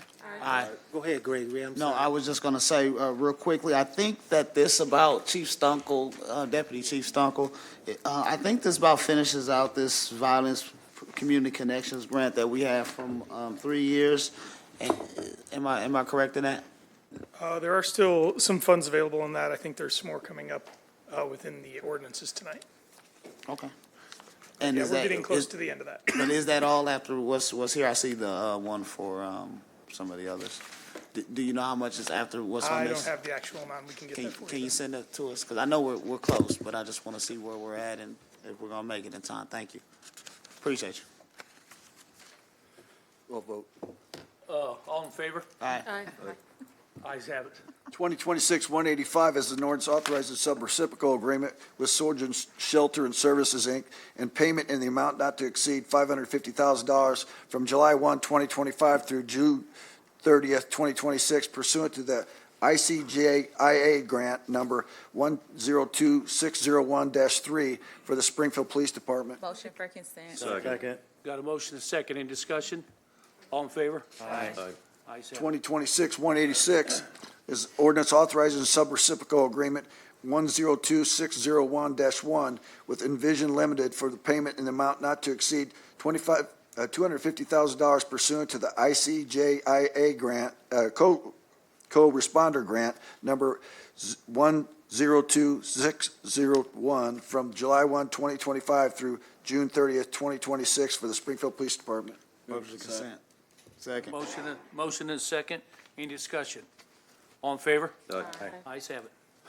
2026-187 is an ordinance authorizing execution of a contract with the Board of Trustees of the University of Illinois for advisory body development, facilitation of research and planning in the amount not to exceed $54,592 for the Springfield Police Department. Motion for debate. Second. Got a motion for debate and a second. Any discussion? Real quick, so, Alderman Gregory. real quick, so I, you know, it's a study to straighten out, but I had a couple questions. I know the Police Review Commission is under, Community Relations, and I see it's, you know, for the Springfield Police Department. And I also want to jog our memory back to 2022. We had a study with UIS, or a roundtable, so to speak, filled with not only myself, but the former Chief Winslow, Mr. John Strimpsifer, I struggle with his name, Molly Lamb, who would obviously be on this. So I'm curious why we're at it again with that. You know, in that roundtable, there was a section that addressed community policing and the Police Review Commission. And one of the sticking points of it was that any commission or anything that's formed should be done by its citizens. And I just don't know how I feel about having a study. The platform is there, or the review commission is there. There's only so much that we're going to be able to tighten up as far as from a what community members have asked for. Deputy Stunk, I see you coming up. What you thinking? I'm not familiar with the roundtable that might have taken place in 2022. This is wholly separate from the Police Community Review Commission. This began under Chief Scarlett as an idea of how to get members of the community to be in discussions with the police department, how to get those ideas, an exchange of information between representatives from the community and the police department. We began working with SCOTR and Community Health Roundtable on that at least 2 years ago, maybe 3. And this, just here in January, we met over in the BOS Center, had representatives from the community come and talk about what they thought that might look like. And this is all part of that, and paying UIS to do the research to take all of that information that was gained from that meeting in January and put it towards developing this board. Okay. I mean, it seems sort of the same. You know, is this coming out of your budget, SPD budget? This 54,000? It's out of SPD. Ms. Ramona? Okay. So my next question and final question, I won't belabor the point. Why are we not working with Noble? I know that we have a set group of officers that's working with them at CAP 1908, having some good meetings and stuff. That's the national organization of what black officers. Black law enforcement. Yeah, I believe. why are they not part of I it? believe they had representatives at that January meeting. There were representatives from many community organizations at that, those roundtable discussions that we had in January to try and develop this board. Are they going to be a part of this? That was the point of that, was to elicit information from the community, who they think should be a part of that board, who should be communicating with the police department, how big that board should be, you know, how many members it should have, and that's what now UIS needs to go in and look at all that information that was compiled in January and give us some answers. All right, thank you. I'll have some other conversation. Appreciate you. Alderman Hanauer. Real quick, and I don't know if you would know, was this put in the budget this year, or is this new spending? What I'm trying to get at, if it wasn't in the budget, I'm not really thrilled about us voting, you know, spending more money that wasn't in the budget. And that's why, you know, I ask if you guys could look at different things. And Ramona, do you know if it, I mean, you can let me know. I just, It's on debate. Yeah. I would think it would be. So just get back to me if you don't mind. It's not a supplemental? So it was in the budget. Okay. Thank you. Alderwoman Notriano. Don't leave. Yeah, Yeah, don't leave. Stand still. Hold on. yeah. Thank you, Chair. So the data that UIS is going to analyze is from what and from where? I don't have the dates in front of me, but we had a community meeting at the BOS Center in January.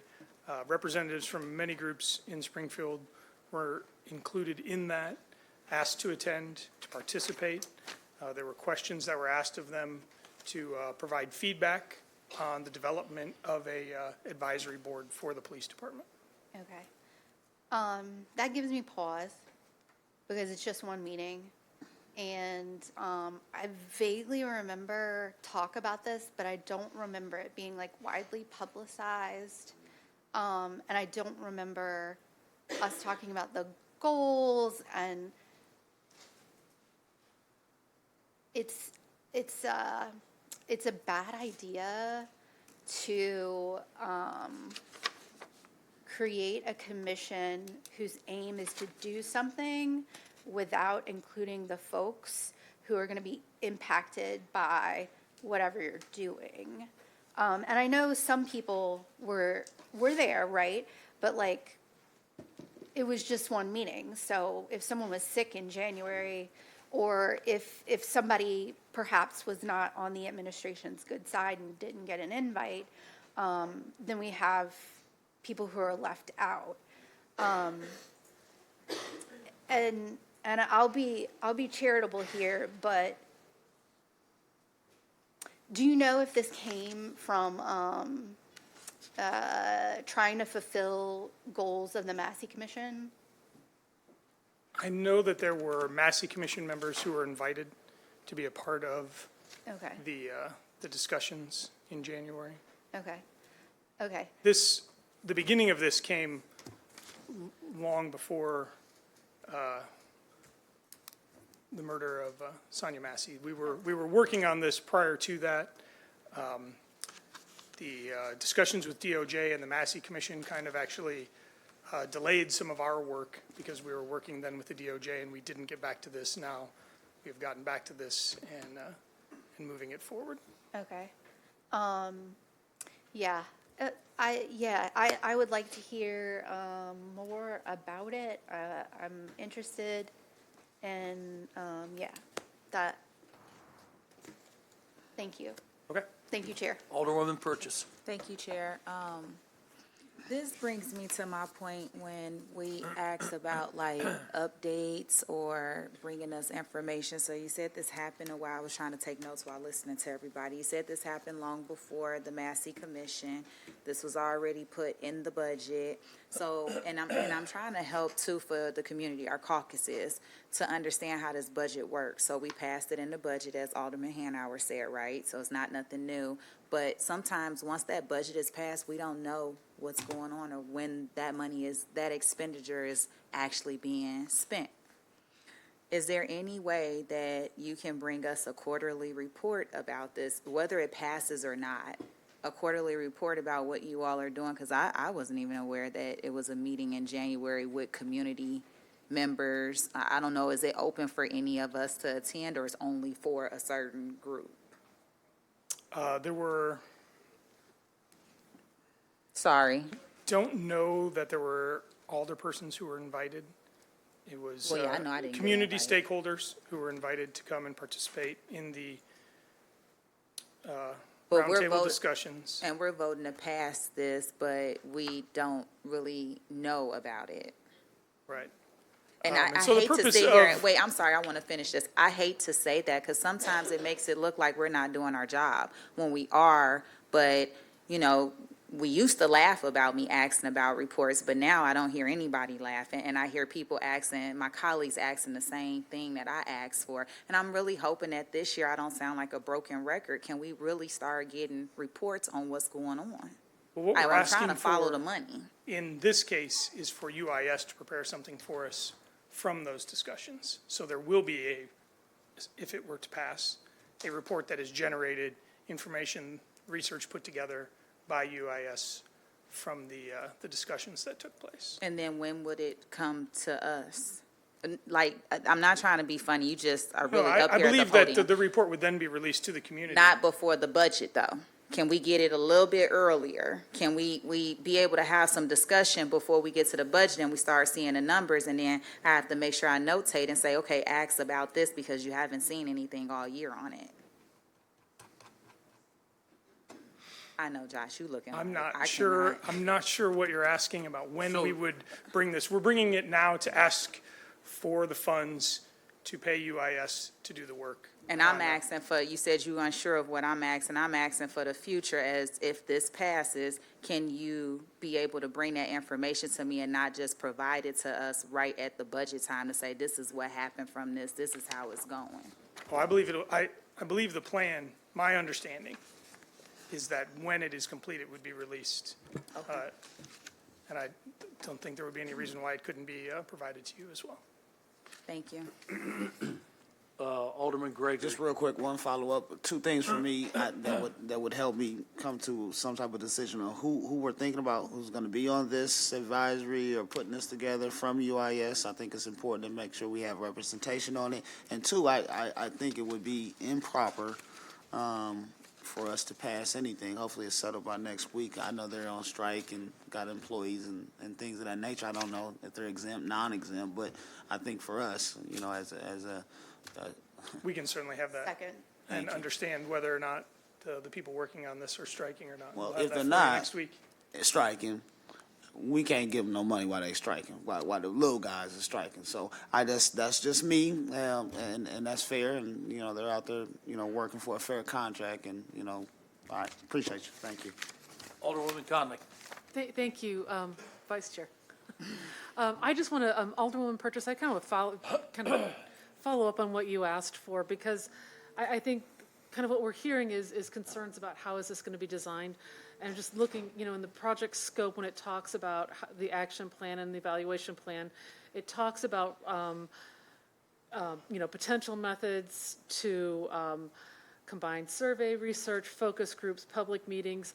I think instead of waiting until this final report, which it does offer, a final report will be issued, I think if we could just make sure that, and again, I want to second Alderman Gregory's before we go way too far in this with a striking professional staff at the university.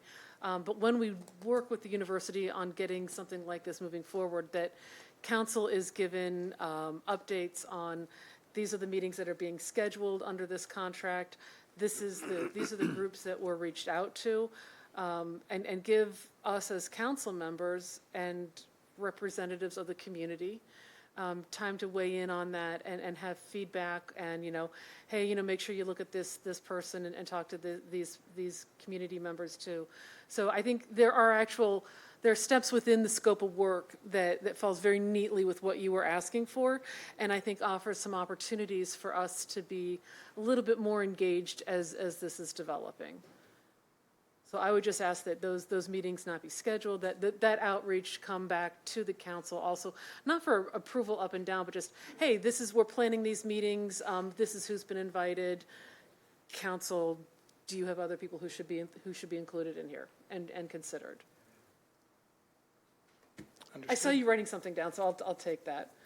I think there is, within the scope of work, there are plenty more opportunities for us to be involved in how this outreach and community engagement is designed. If nothing else, just feedback with people that we know, or hey, have you considered talking to, and there are different touch points in the scope of work that gives us opportunities to also be active participants in this process. And I think that's really what I'm hearing from everybody, is that we want to make sure that, because we are members of the community, we do represent, my ward is what we're all supposed to be, about 11,000 people. So I think just make sure that we're also included in that outreach to designating community members. Understood. The scope is in here. And I know, Chief picked a good one to not come to. Right. No, I understand what you're requesting. Okay. The focus groups have already taken place, so I can't say that, Sure, there would be. that's already has taken place, but I can see what UAS is proposing with this contract. I think there are plenty more opportunities for them to engage with the council members. And I don't even see anything in here that doesn't actually, it kind of to me, the way I read this is like, this seems sort of an obvious that they would want to also engage with the council and people that we know in our communities. So I think there's lots of opportunities here. I just want to make sure that we don't wait until a report is generated. There is a report that's offered in this. I'd rather not wait until that, but make sure that UAS is very clear that we expect outreach to council members and all the council.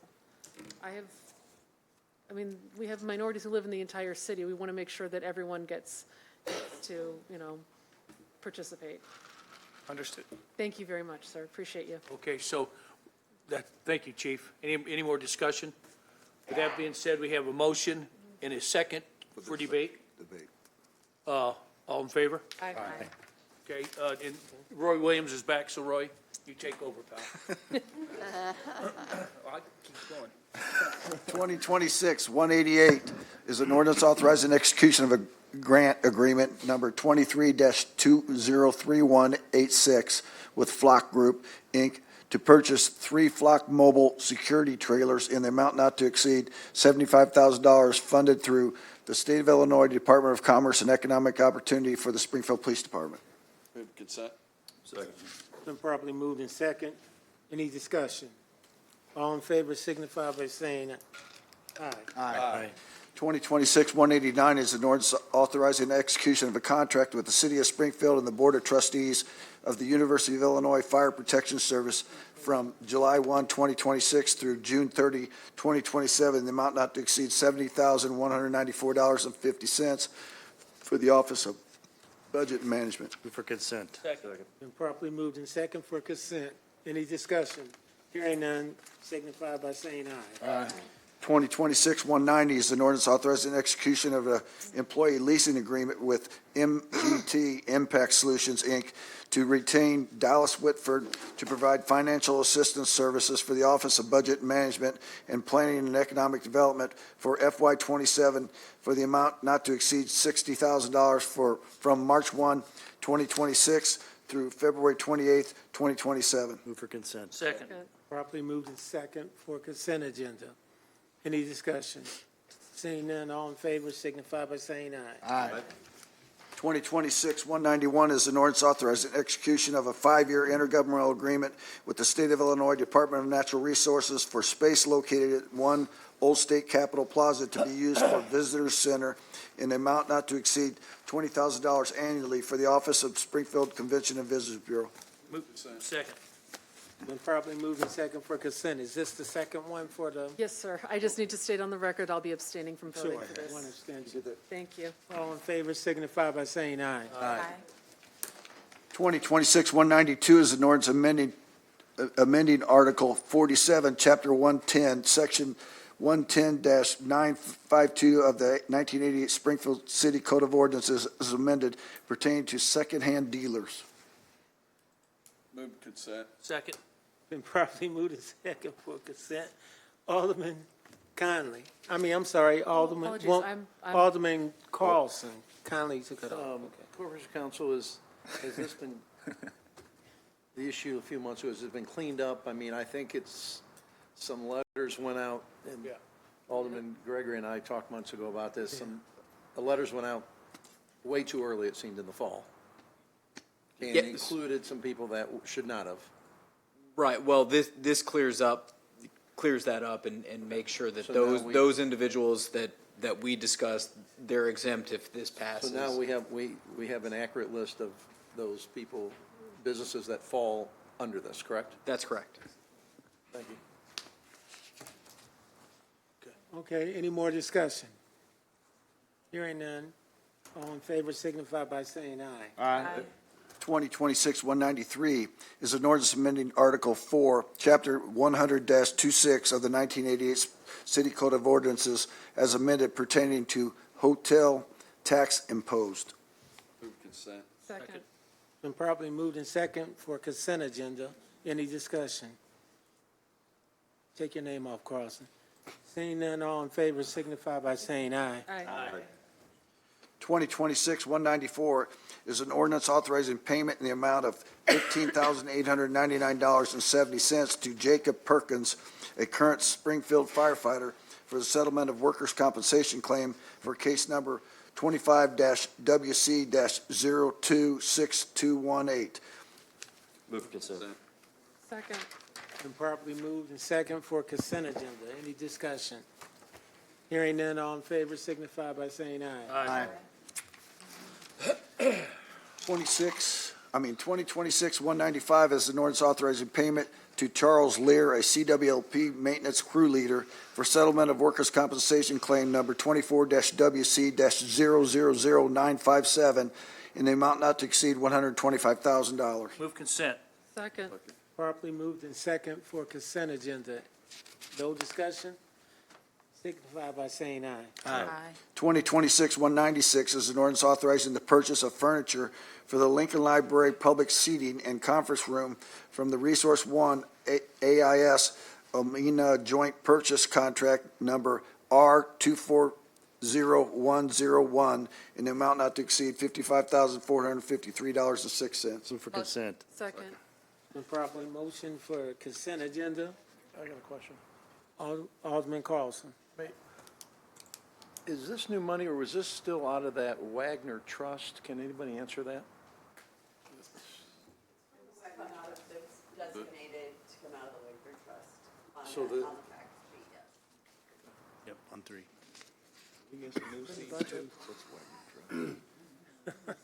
What's up? Yeah, it is.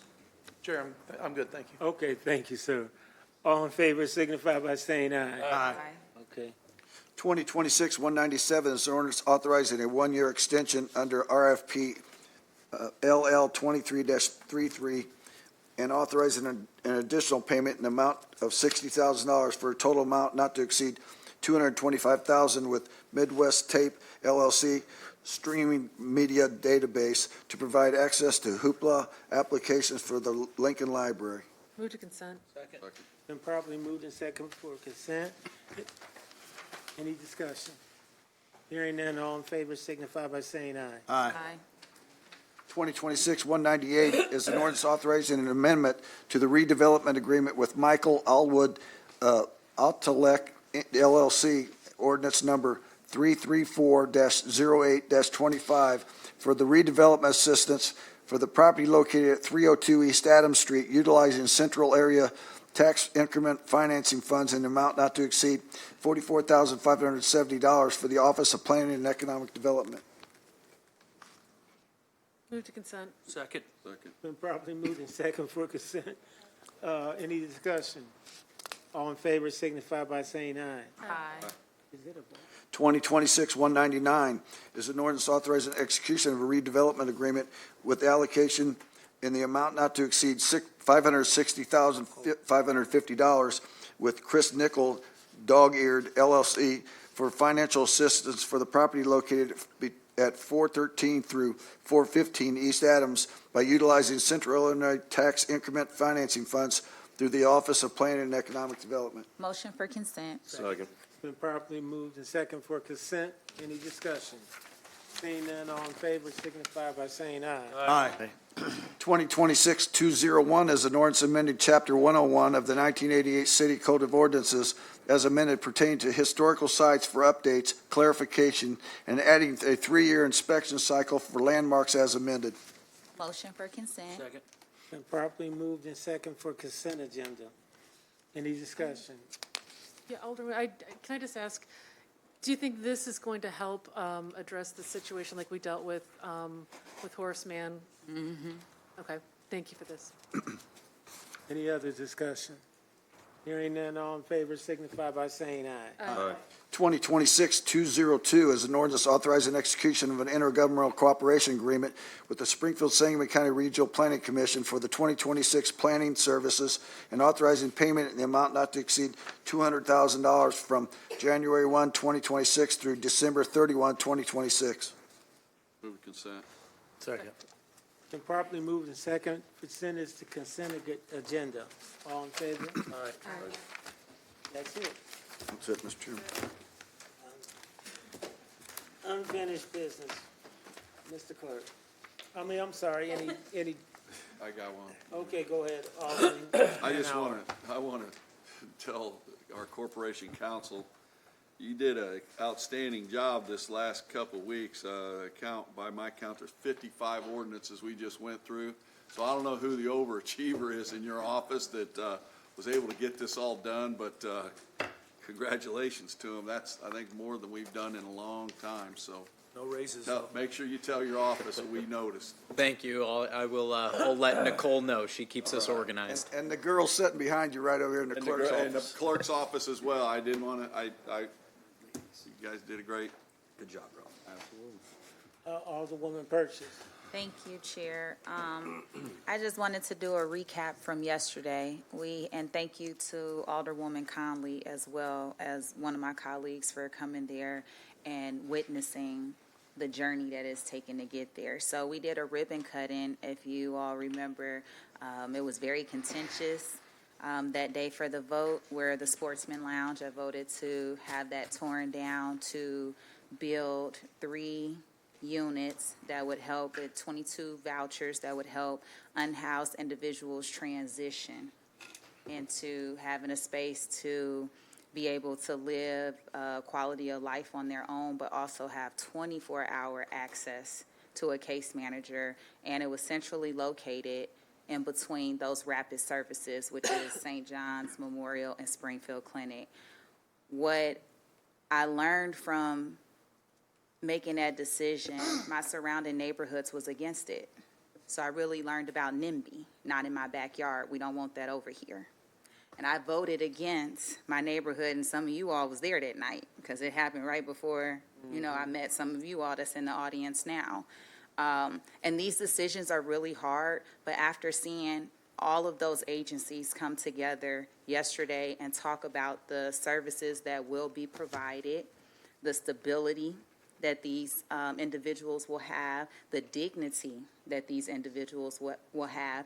And I'm saying all of this to say that sometimes these are uncomfortable conversations to have, and they're not as easy, and to go against people who elect to put me in my seat and take a stance to say this is for the greater good of our community. And not only is that's not even only development that's going on. We have 9th Street that me and Alderman Williams share. That's another facility that's for individuals transitioning to live on their own. Please pay attention, and I've learned to start talking more about the things that I'm doing, because you all don't get to see that type of work. You only get to see what people say in here, what goes in the media, but each and every day, I'm working hard to ensure that Ward 5 is being represented, and people who can't speak for themselves or don't have a place to live, that I'm having those conversations. So I just wanted to take time to say congratulations to Continuum of Care. Thank you to Dr. Jackie Newman, because she ensured that it was 22 project vouchers to be able to have this supportive permanent housing. And that was huge, because we can't move forward without that type of resource. And just everybody that's involved to make this project possible and to continue to see it. And it just looks really nice. These people are going to move into a place that's brand new, very comfortable. I mean, I would go live in it. That's how nice it looks. It looked like when I first bought my first house. And this is just a unit that they're going to start to transition into being on their own. And I don't want to reiterate it, but just I want the community to stay informed and stay engaged, because there's more things coming forward, but sometimes I don't believe in putting the cart before the horse. So I don't want to say too much, and then I know some people love to pick on me, and then they talk about what I didn't say right, or, she don't know what she's talking about. And I do, but it just takes time to formulate all of this to bring it together. So that was my first piece of business. My second one is, it's been uncomfortable up here for the past several weeks. And some people have said, Keisha, you always looking at the door now. You don't feel safe in here. I want to ask, I don't know who to ask it to, so I'll start with you, Corporation Counsel Murdoch, about funding for us to have metal detectors, and if it's too much, maybe to have a wand. Because when you have people giving the type of comments that they give on Facebook, I don't know who I'm looking at in the audience. Especially when they delete the page after they say the things that they say. So I don't know if it's a he, a she, a they. I don't know who's behind that Facebook page. And we're supposed to come in here and do our job. And the fact that I felt even nervous to speak last week and was kind of fumbling on my words, it wasn't because I didn't know what I was talking about. You just don't know who you're looking at. And they walk right in this building, come up the stairs. Who's searching anybody? Yeah, I understand your concerns, and we'll certainly look into the options that we have for those concerns. I think that that statement has been echoed, and so I don't think you're alone in those feelings. Yeah, and it's not even just for us, it's for people in the community. You hit it on the head when you said it. You said everyone deserves to come up here to share their thoughts and their concerns. So if one person gets up here and says something that somebody else doesn't like, we still got to make sure that they're okay walking to their car. It's not just about us, it's about all of y'all. But I'm going to speak from my point of view of looking into the audience, and sometimes it's not comfortable to keep looking at the doors every time somebody come in. It's just not a good feeling, and I never felt like that before. For somebody to jokingly say on Facebook, these are bulletproof, make sure you get under the desk. They're not bulletproof. So, I don't care to figure it out. I don't care to figure it out, but I take those things very seriously. And me and Alderman Gregory, we talk every morning. And some of the things that have been said on Facebook and said in emails, it's just not right. And I would feel the same way if it happened to someone on the other side, because some of these are targeted at us. For another comment to be made with monkeys, when you look up here, we all know what that means. So we don't need to clarify it or think about what it means. When people are saying you the dumbest one sitting up here on the city council or you a stupid bee, it's not sitting well. And we did sign up to be talked to like that. We did sign up for it. This is the position that we in. And I think over the time, some things have happened where even people who didn't agree with me, we are able to have like a respectful conversation now. Am I right? And we wasn't like that at first. I mean, we can laugh about it now because it was serious, but it's just showing you how we grow from things. There's a respect there when we're talking to each other, and they'll tell me, quick, I didn't agree what you said or did, but we know where your heart is. And I think that's what brings us together. And I was serious when I said I felt like a new leaf was turned over today because there was multiple things that you all talked about that we know we need support on, and sometimes it makes us look so divided up here. And I'm just asking, and I'm one of the people who say, hey, can we all work together? Hey, can all our amendments come into one so we look like we're unified going back out into the community? And it starts with us and leadership. And I'm asking for us to take this very seriously because if I continue to not feel safe and we continue to be talked to the way we are, I will start asking to call in. It's not fair that I got to figure out where to park my car at sometimes. It's not fair that people are like constantly threatening us. And I'm done talking. Alderwoman Notarariano. Thank you, Chair, and thank you, Alderwoman Purchase, for bringing that up.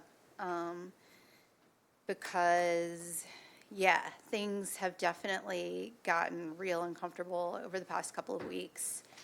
And yeah, I say I signed up for this. You say it, we understand that we're going to be criticized. We do not think that our safety or life should be threatened. We don't think we should be called names. It's in our rules that you shouldn't call us names. And for all this to come about just because we're doing our jobs, I was talking to some neighborhood associations over the past couple of days, explaining what I do and what we do. And we're policymakers, we're legislators, okay? We have oversight abilities. Every single person who works for this city and every single department. That's what we're here for, to make sure the taxpayers' dollars are being used in a way that benefits our wards and the whole city, the city in its entirety. And for us to question an officer and then get threats against our safety because of it and get called racial slurs because of it, it's just uncalled for. We all know that the political discourse in this country is off the rails. That comes from the very top. Usually we only have to deal with it on the internet, right? But sometimes those issues come real close to home, and those internet trolls know our emails and know our addresses. And I really just no one is going to change their behavior because of threats. Or I won't speak to everybody. I'm not going to change my behavior because of threats. It is our job to see something wrong, something unjust, and question it. It doesn't mean we're anti-police. It doesn't mean, we're anti that officer. I have said from the beginning that this issue could have been avoided if police best practices were followed. And I don't want to micromanage SPD. I didn't sign up for that. My residents certainly didn't elect me to do that.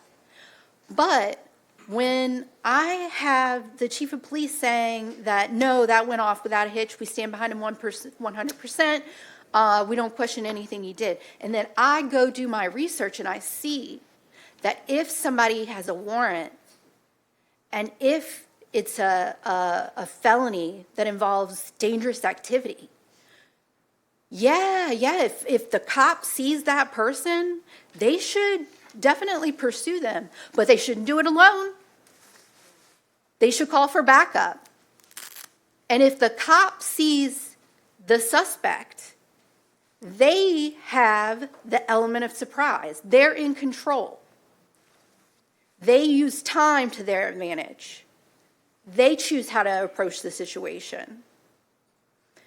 And in that situation, and I can't say, I haven't heard completely what the officer did and when he called for backup, but I will say he should not have gone on the scene with that teenager by himself. And if you think me saying that makes me anti-police, you need to start thinking about the real world and nuance, and it's not all good and bad, it's not all right and wrong, there's gray areas, and everybody needs to learn how to take some constructive criticism, okay? It's not a threat to you to say, hey, you could have done your job a little bit differently, a little bit better. That's what we're here for. Thank you. Thank you, Chair. No problem. Alderwoman Conley. I just wanted to, again, thank you, Alderwoman Purchase. I want to assure you, I've actually also already reached out to ask about wanding or magnometry. I can't say it. I flat out cannot say that word. I know. It doesn't come off, it doesn't work for me. I do understand how you feel. I get it. I got a great email about being watched through a high-powered lens. Maybe it's a camera. I don't know. I'll be honest. I think social media is one of the most unsocial things we have going on in our society right now. People feel free to say some really vile, horrible things. The fact that and Alderman Gregory, I'm still gasping. That email. There is a line, and we need to hold it because that is not acceptable in any way, shape, or form. But yeah, I agree. And I appreciate you pointing out that because I do expect that we will see wands. I hope that people understand it is not just a self-interest because we sit in one seat. That's for everyone in this community. Everyone should feel safe. Everyone should feel like they can speak. And it's, again, yeah, it's our job to sit and listen to it. I've heard things that aren't comfortable. Not every conversation is, but we need to be fair and we need to be reasonable about it. But that also means we need to show respect and protection for everyone who comes in here and for each other.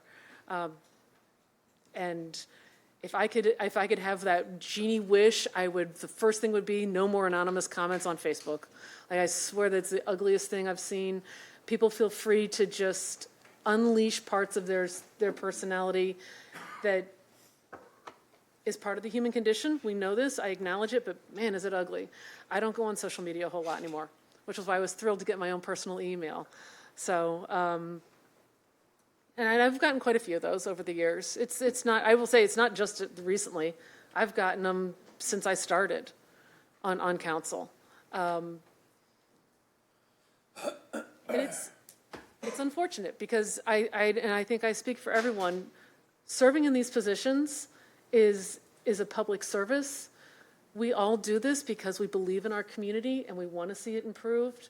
We might not all do it the same. We definitely don't all do it the same way. We're different people and we bring different backgrounds and experiences. And so do the people who come in and speak to us. And so anyway, I'm being very long-winded way of saying, Alderwoman, I want you to know that you are not alone in making that request. I think it really is an important step for everyone, for a level of peace of mind. And so thank you for bringing it up. Thank you, Chair. Clerk Redpath. You know, I've sat on this city council for 32 years. I want to just tell you something. When I heard Sean Gregory talk about the email he got, turned my stomach. Turned my stomach. I'm not afraid of any man. I'm not afraid of anybody. I'm going to just tell you something. The people that are doing this, the stupid people that are doing this to you all, needs to knock it off. It's crap. It's crap. Makes me sick. And I'm sorry you went through that. Thank you. That's unfinished business. We're gonna move on. No new. You guys, any new business? What box are we going to open next? No new business? Are we ready for Mr. Clerk, for the speakers? Yeah. Let's go. Sante Massey.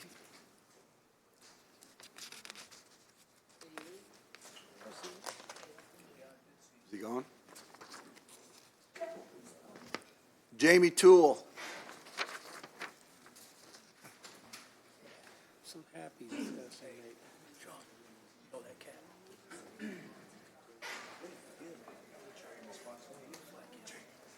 Twins? What's up, twin?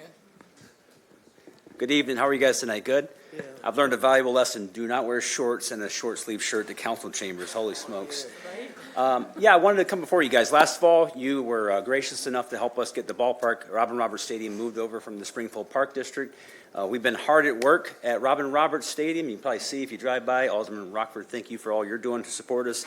But last Monday, we did probably one of the most meaningful things that we've done, and we Friends of Robin Roberts approved a partnership with Illinois United and Marcus Bates and the RBI program. So I wanted him to talk to you guys about that tonight. Marcus? Good evening. As many of you know, Twin, I've started the Illinois United program back in 2015. The program just basically consisted of just keeping young athletes in the summer months, involved, allowing them to focus on things that they like doing with athletics. Within these, like I said, since 2015, we've had a lot of success and a lot of athletes to national competitions off the colleges. We had a few athletes that had competed in the Olympic trials a few years ago. We just always thought of different ways to continue to grow the program. This past year, I've kind of teamed up with a few coaches in the area, Southeast head coach, Lanford coaches, and we said we wanted to apply for this RBI program. RBI stands for Revitalizing Baseball in Inner Cities. The goal with this is to build the sport in underserved or underprivileged areas. With this affiliation, we're becoming a Major League Baseball and a Nike affiliate. Both of those programmings will allow us to give kids access to the sport without pricing them out for travel. For example, this summer, July, we're going to Kansas City for the regional RBI tournament. MLB pays for all that.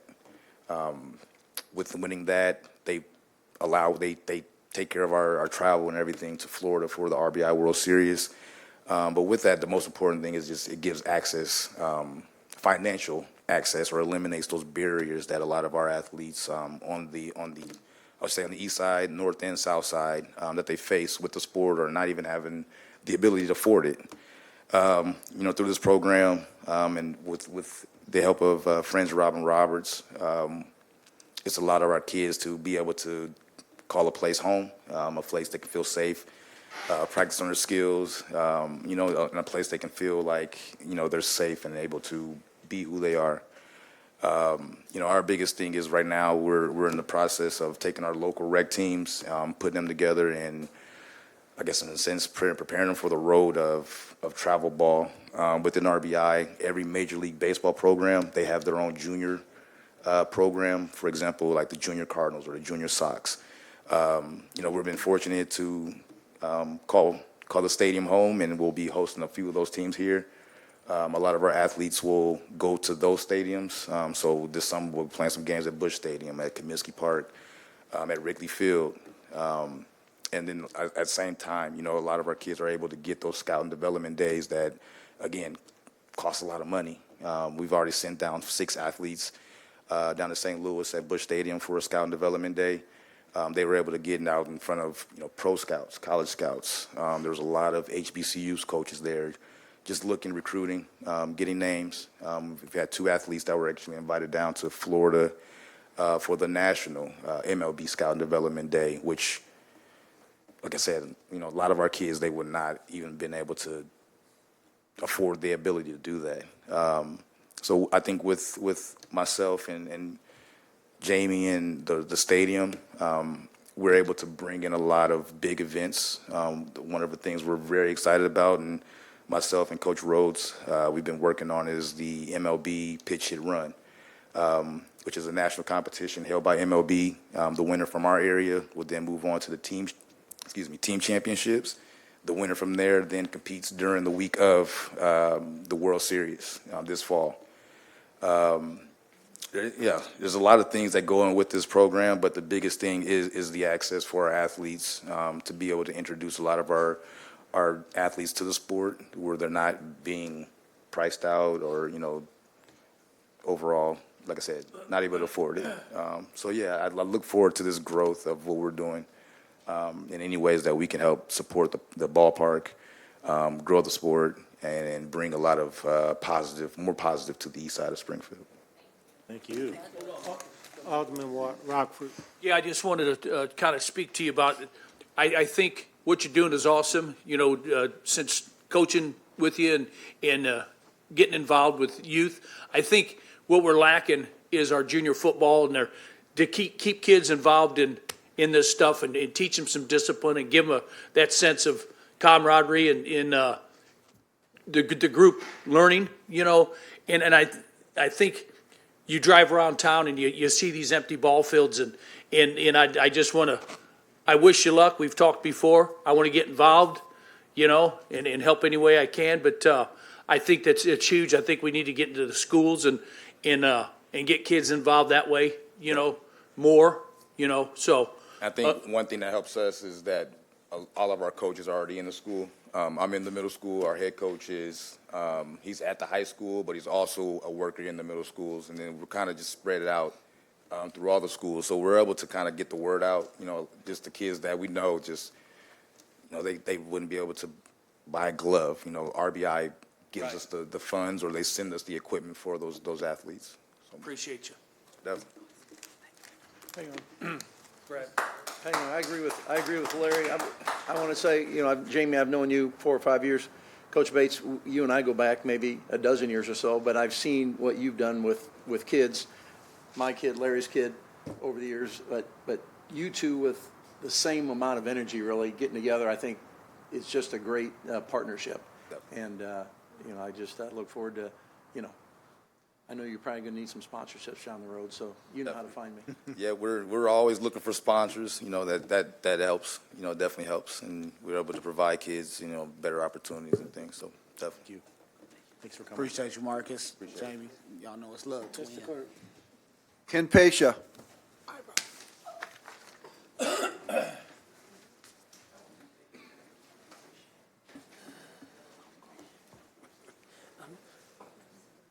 I'm going to get it.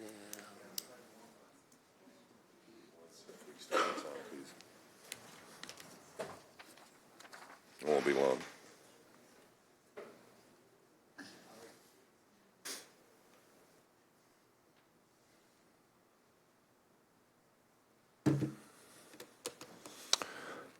So I'm going to try and speak in my radio voice this week because everybody seems to tell me that I'm too loud and it seems to upset them, which is a little bit ridiculous to me, but if it makes you feel better, sure, let's try it, right? A little petty, sure.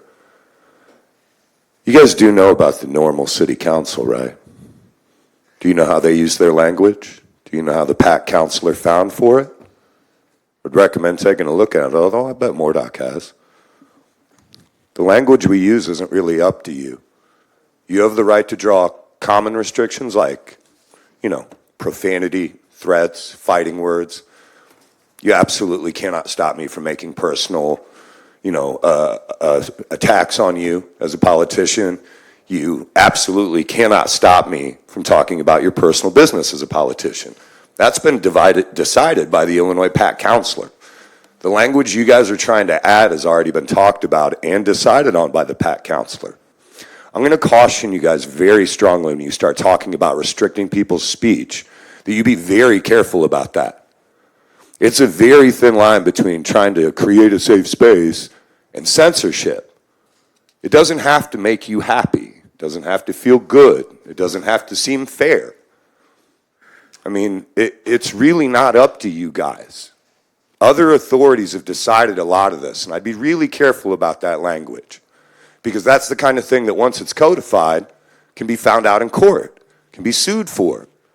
If you guys start arbitrarily enforcing things like that because you want to, not because it's what you should be doing, I would caution you to consider about where you're spending your time, trying to restrict the citizens that come to speak to you.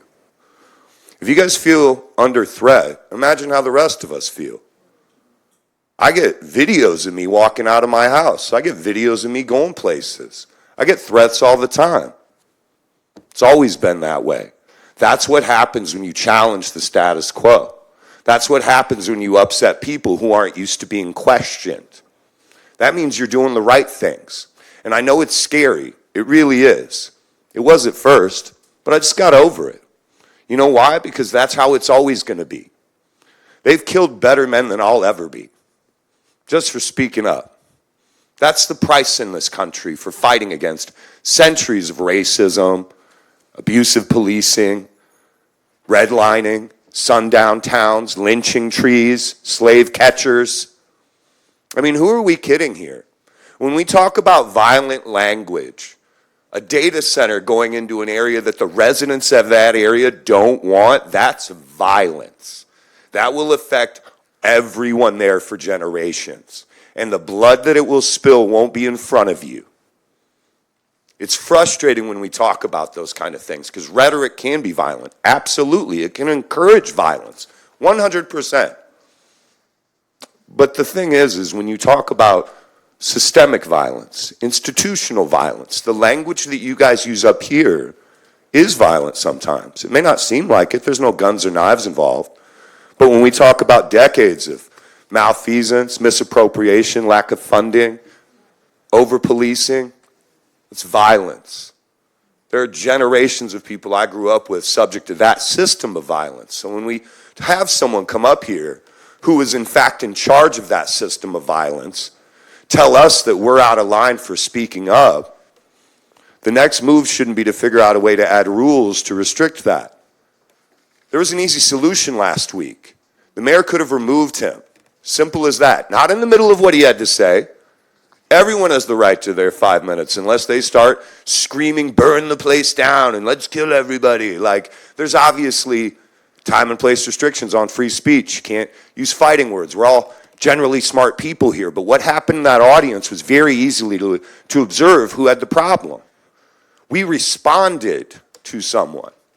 That's the thing.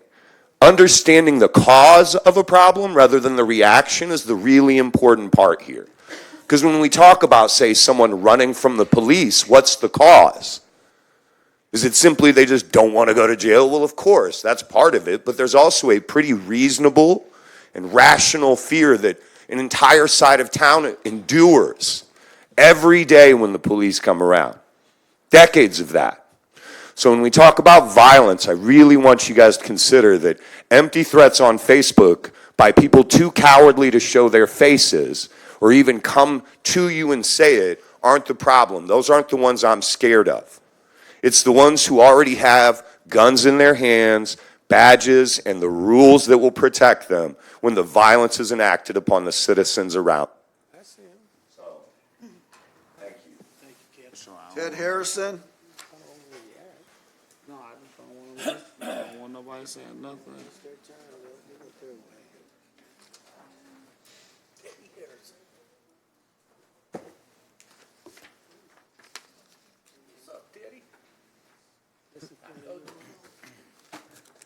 I see you guys on television all the time. He's a celebrity. For those of you who do not know me, my name is Ted Harrison. I'm a retired educator and athletic coach at Southeast High School. Currently, I'm employed at Fit Club as a Tai Chi instructor, which is what brings me here today. Did everybody get a handout? Yes. Okay. So, every year, last Saturday in April, is World Tai Chi and Qigong Day. In 80 countries across the world, in the same time zone, 10 a.m. to 11 a.m., we participate in Tai Chi to bring in health, wellness, peace, and serenity. This year, I'm going to be at Harvest Market, participating in World Tai Chi and Qigong Day. And the reason I'm up here is to invite you to come and join me in my class. Anybody else? Everybody here too. at Harvest Market. Because we could use, you know how the world is, Springfield being part of the world, we can use a little peace and serenity. All right? So, I'm not going to be up here long. That's all I got to say. Any questions? Nope. Thank you, appreciate you. All right. Thank you. Megan Swanson.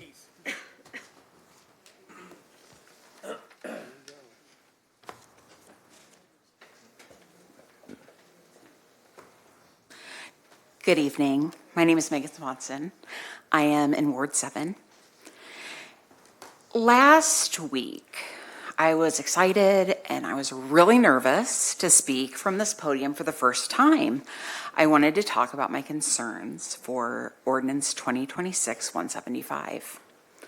What happened at that meeting only served to reinforce my concerns and my belief, highlighting the fact that the City Council is not applying the rules of public comment equally to all speakers. 2026-175 errs in the fact that it leaves the appropriateness of speech to the presiding officer. The mayor said herself today in an interview on WTAX that she knew that the rules would be applied differently based on the presiding officer. Because freedom of speech is in fact our First Amendment right, the council is just trying to add additional rules to stifle speech under the guise of decorum. It seems that the council is only willing to accept public comment that is genteel, proper, soft, and gentle in tone. It doesn't seem to matter what is said, so much as the volume and the passion of the person who is speaking. Last week, a former police chief who lost his position due to a sex and extortion scandal stood at this podium and made comments longing for the good old days before the aldermanic council form of government was put in place. That is part of the undercurrent of racism running through the city. Why? Because the commission form of government was not representative of everyone who was in the city. Our Black and brown citizens were disenfranchised. But boy, things sure got done, didn't they? But for who? White people, the West Side. This city had to be sued under the Voting Rights Act in order to quit having a racist, unresponsive form of government. Unfortunately, those terrible racial tensions in our city still persist. Last week, I watched this council shut down Alderman Williams' request just to put a resolution on first reading, just to be able to talk about something, just to have it in place in case you might need it. Shut down. And it was with some disrespect and a lack of care during that debate, which set the stage for what was to come. And while Mr. Walton had the right to say what he did at the podium, no matter how much we don't like that, it is his free speech.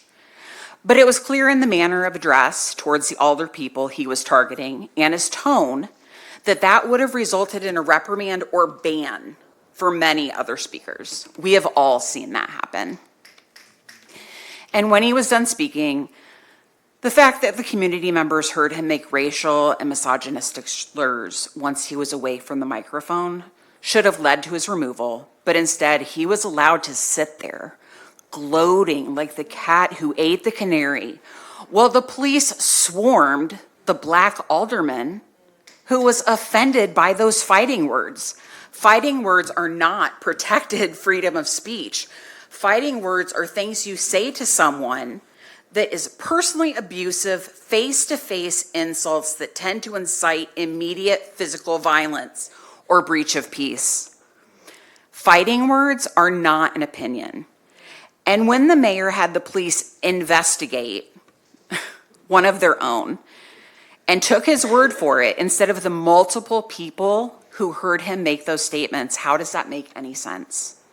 It's no wonder that the citizens don't trust the mayor.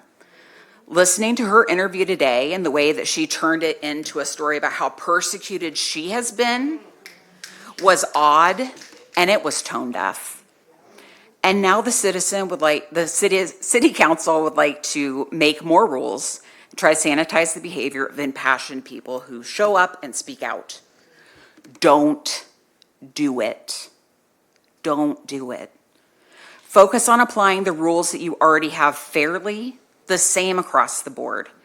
This is your job to hear the citizens of Springfield, to understand where they are coming from, and actually care.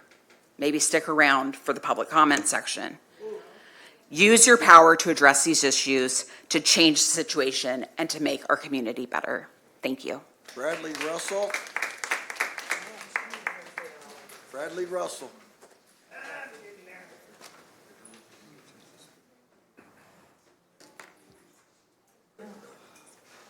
Grandpa's old. What's up, Brad? What's up, Brad?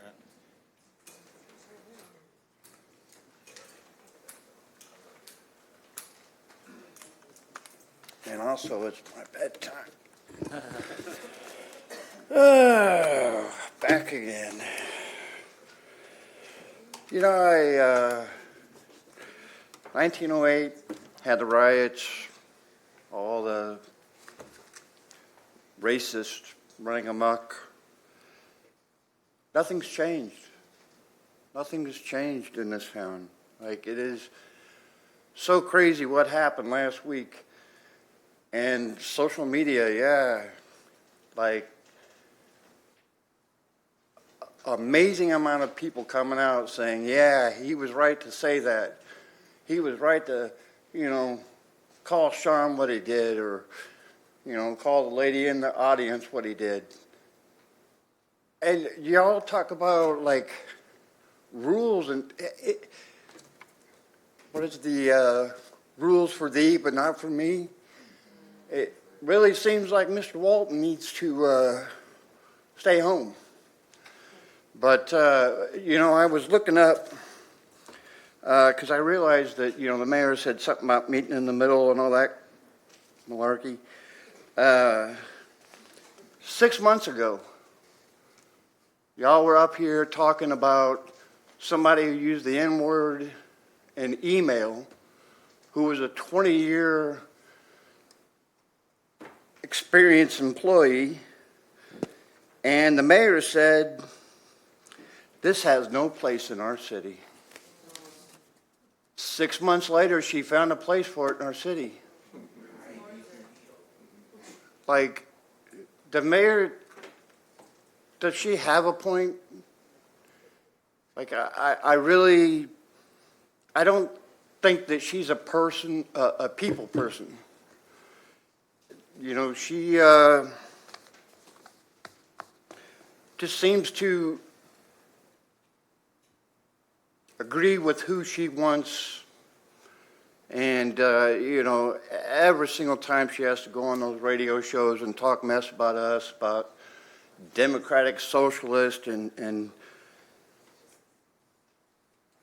you know, the whole address and all that. I mean, I did have people on social media that were like, oh, your address is this, and you know, you want me to come by? Sure. I mean, I'm not going anywhere. But it just seemed like it was a time that it should have been a whole group of you to say, hey, Mr. Walton, go outside. You know, don't bring that in here.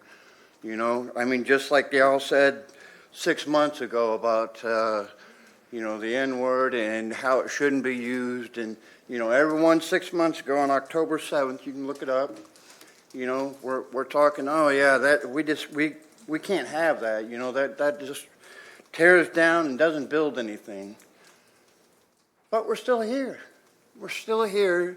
He still sits in the audience with this smug look on his face, you know, up here talking about his glorious 40 years of police experience, which wasn't so glorious when it ended with a sex scandal and a demotion, which should have been a firing, but you know, that's how things went then. But this chief of police isn't much better, really. I mean, to sit up here and say that the right move was to punch a girl in the head, and really, with a straight face, he said that that's a good police move. If he thought that it was such a threat, he should have brought another officer, because every other warrant you see, I watch a lot of police shows. Every time there's a warrant served, they bring a whole dang gang. But this dude thought he was Rambo and then got mad that she ran. Well, at the point she ran, he should have stopped and said, all right, I'll catch her another day. But he didn't. He sat on her and said, put your hands behind your back. I don't know, you sit on me, I can't put my hands behind my back. And because she didn't, she got a punch to the head. I'll tell you what, that cop punched me in the head, he's getting one back. You know, but Sean, I always got your back. That's why I ran up here last week. I appreciate you, Brad. Alex Collins.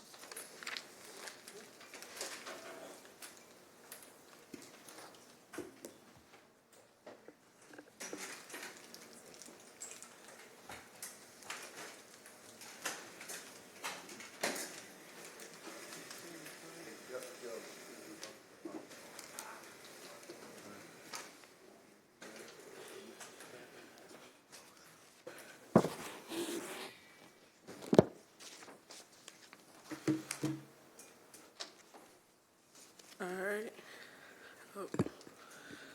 Hello. So, before I begin, let me make something very clear. You are not listening to someone who is uninformed, emotional without reason, or disconnected from this issue. I'm a college student graduating in May with my bachelor's degree in criminology and criminal justice. I study systems like this, and I am also living within one that is failing in real time. So I ask, when I speak, I expect to be heard with seriousness that I am bringing to this podium.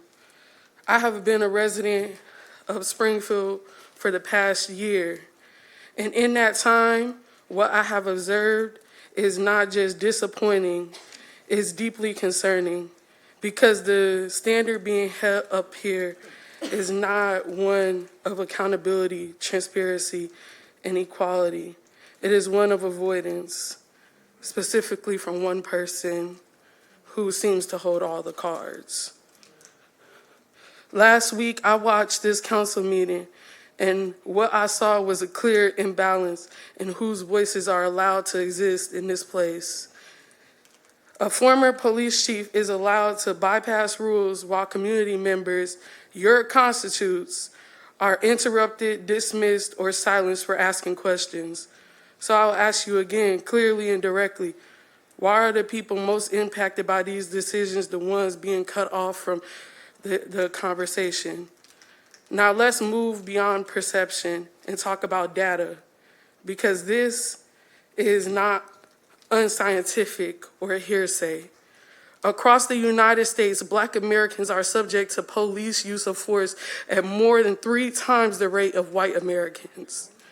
Despite making up roughly 12 to 13% of the population, Black individuals account for approximately 1/3 of deaths involving police force. Those are not opinions, those are patterns, and patterns that do not exist without cause. Now let me connect these numbers to lived experiences, my experience.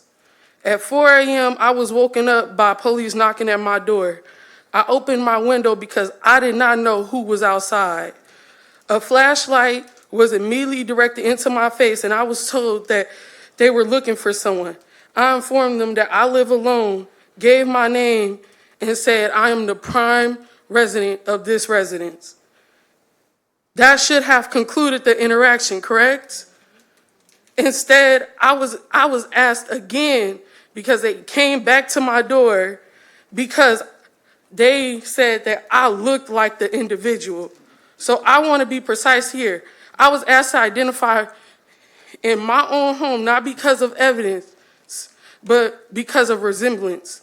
That is not procedure rooted in safety. That is profiling. And normalization of that experience is part of the problem. In another instance, I was pulled over and I had a panic response. Not because I had did anything wrong, but because in early child, I, like many other black children, was taught to survive an encounter with law enforcement. Keep your hands visible. Stay calm. Always park in a light area. Don't park anywhere that you are not seen or visible by other people passing by. And that officer response to the fear and tears racing down my face was to say, I'm one of the good ones. That statement is not reassuring. That is revealing because it acknowledges without hesitation that there are bad ones.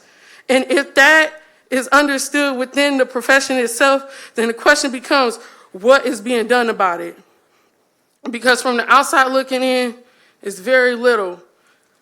I want to see more in my community. I'm tired of watching city council and seeing what happens. And what happened last week with racial slurs being thrown around and a person is told to act with some decorum, where was the decorum of that constitute? I'm done, and let me just say, 48 hours of training ain't enough. Community, not being involved with the community is not enough.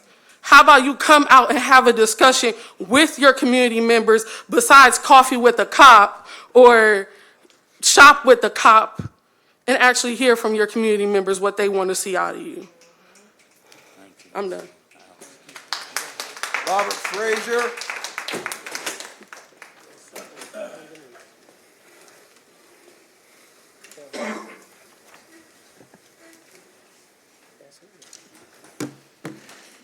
Good evening.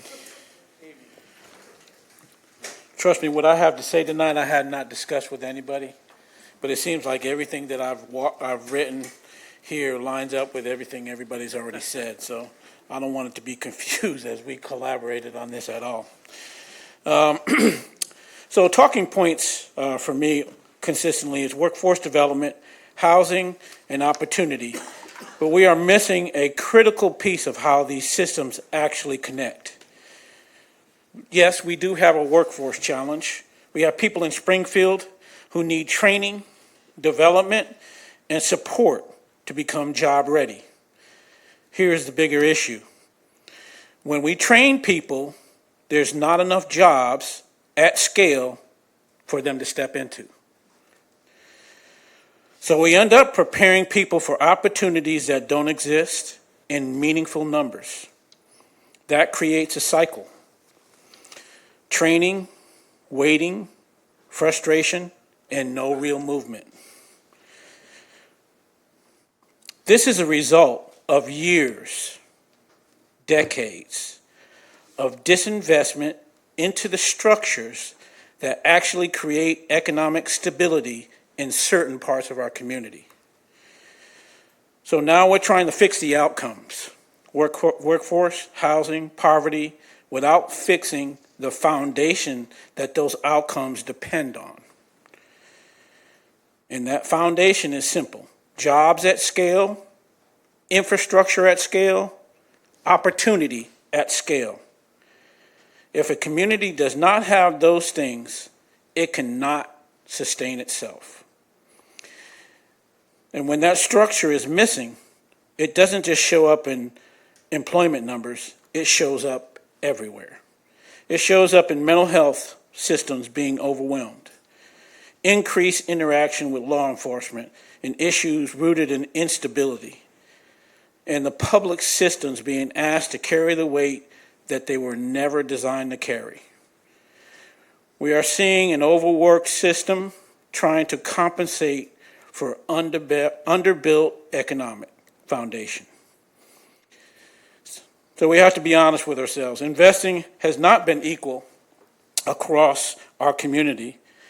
when capital at large-scale funding consistently flows into some areas and not in others. We should not be surprised by the outcome. Investment drives opportunity. Opportunity drives stability. Where there is little to no investment at scale, we see limited access to quality jobs, lower mobility, and increased pressure on every system. So how can we expect different results if the level of investment is not even in the same range? We're not operating on the level playing field, and we're not even in the same race. Same thing goes with housing.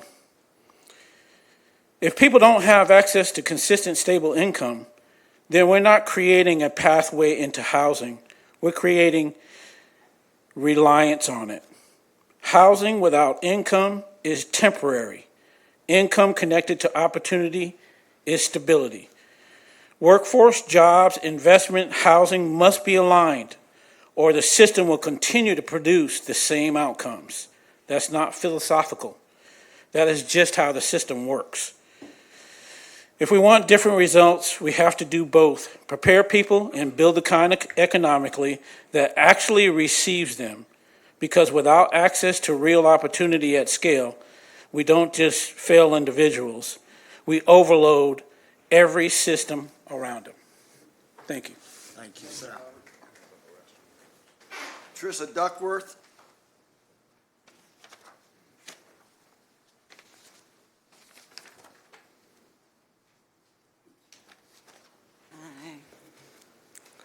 Last week, I came here prepared to speak about perception bias and safety. I wasn't able to because that meeting ended in chaos after a racial slur was directed at Alderman Gregory, and I was called a derogatory name. What happened in this room was not a disagreement. Since then, I've heard the mayor say that we should be able to disagree and meet in the middle. No. We can meet in the middle on policy. We cannot meet in the middle on racism, disrespect, and basic human dignity. Because what I witnessed that night was not just about words. It was about perception. I watched as the man who used a racial slur was protected by police and escorted to his car. I watched as Alderman Gregory reacted to being called a slur, was perceived as the aggressor. That is perception. Perception shapes response. And when that response comes from people in positions of authority, it becomes dangerous. So I ask, how was any conclusion about the situation reached without speaking to the people who were actually there? Because any assessment made without firsthand witnesses is incomplete. And at worst, it reinforces a narrative instead of the truth. And that is exactly how bias takes hold. That is why I was here in the first place. I am the parent of an amazing child I've raised since she was 1 year old. And I am speaking about a real fear for my child's future interaction with law enforcement. My daughter is autistic. She is respectful, capable, and extremely literal. She has had plenty of positive interactions with police through the Special Olympics and raising money with law enforcement torch run, where officers understand her disability and respond appropriately. But those interactions happened in structured, supportive environments. Springfield police have acknowledged the gap through programs like the Blue Envelope program, and that is a step in the right direction. But what happens outside of those controlled moments, in chaos, when there's no envelope and only perception is guiding the response, recognition without constant understanding in real-world situations is not enough. In high-stress situations, that understanding is not guaranteed. My daughter may not respond the way someone expects. She may not smile. She may have a flat affect. She may hesitate, or she may run, not out of defiance, but out of instinct or confusion. And I need you to understand what that looks like from the outside. My daughter is a young Black woman who is not immediately compliant just because she is told to be. How is she perceived in that moment? Because we have already seen how quickly perception can escalate and how it protects and who it doesn't. So when I stood in this room last week to raise those concerns and witness what I witnessed, I did not see a system that feels safe for my daughter. I saw exactly why I am concerned. I am not here because of politics. I am not here because I am anti-police. This is about accountability and making sure every interaction ends safely. So when we talk about being able to disagree and meeting in the middle, I need the council to understand there is no middle ground between respect and disrespect. No middle ground between bias and fairness. And there's no middle ground when it comes to racism. Because when I picture my daughter at 19, in a moment of fear, I don't get to assume she'll be given the benefit of the doubt. I have to wonder if she'll be given the benefit of force. If we want better outcomes, we must be willing to examine how perception influences responses. Because at the end of the day, this is not about politics. This is about perception. It is about whether my child will be seen as someone to understand or someone to control. And that is not a difference we can meet in the middle on. Thank you. Thank you. Embassy Isaac. Let's see.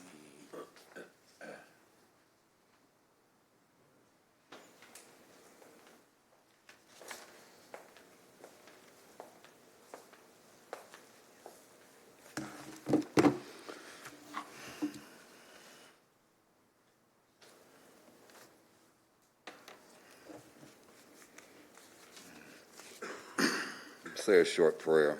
Any of y'all natives from Springfield? How many natives we got here from Springfield? Born and raised, born and living here. That was born here? Just 3? Message. أعوذ بالله من الشيطان الرجيم. بسم الله الرحمن الرحيم. الحمد لله رب العالمين الرحمن الرحيم. مالك يوم الدين. إياك نعبد وإياك نستعين. اهدنا الصراط المستقيم. صراط الذين أنعمت عليهم غير المغضوب عليهم ولا الضالين. Amen. That's the first surah of the Fatiha of the Quran. What we have here is like, I'm a native here. I'm an indigenous person. I'm an aboriginal person. But what we have here is that, I just come from the hospital school, is that we have persons that just come here. I'm 53 years old.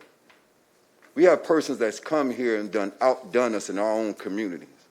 They have the grocery stores. They sell us the unwanted products that what we call in Islam haram.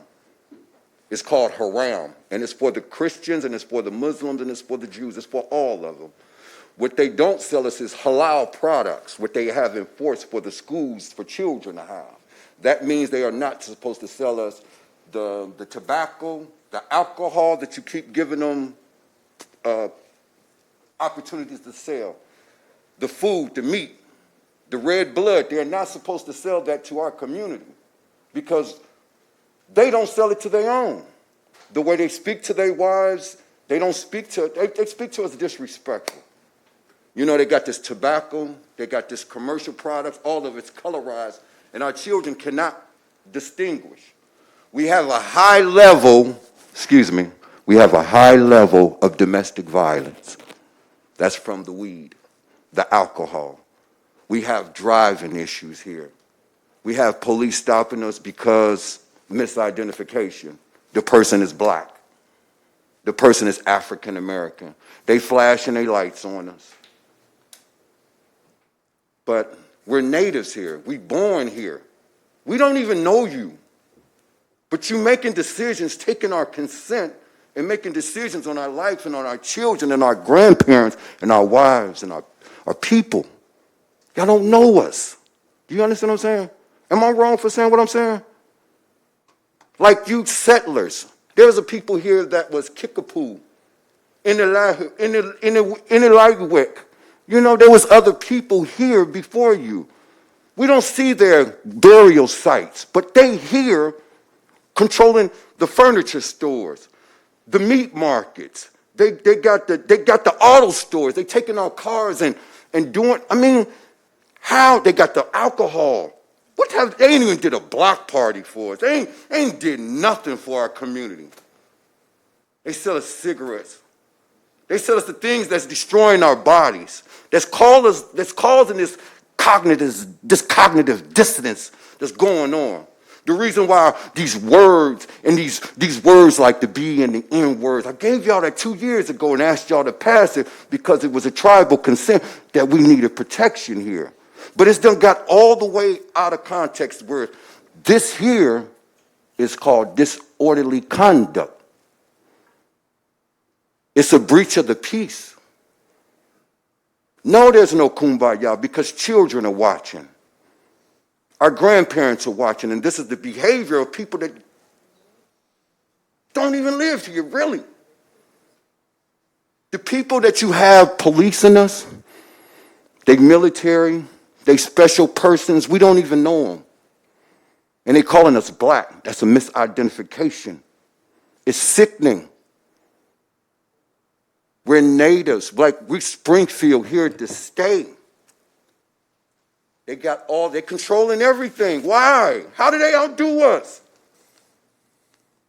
How did some Indians, persons, these Yemens, the Arabs, how did they come into our community and outdo us on the east and the southeast side and throughout the community? Y'all don't have that on the west or the north side, only in the communities where y'all see us. That is what you call an ethnic enclave, where you're giving them these opportunities. Y'all destroying this is genocide. And I'm saying it's genocide because this is a decision that many are making. Do y'all understand what genocide is? Do I need to read it? What's going on? What we going to do? I'm serious. They outdid us. How did they outdo us? How did y'all let them outdo us? They got the furniture stores. They sell us the tobacco. All of this stuff they're supposed to have separated. In Minnesota, I live throughout this United States. That is separate. That is a whole nother department and a whole nother store.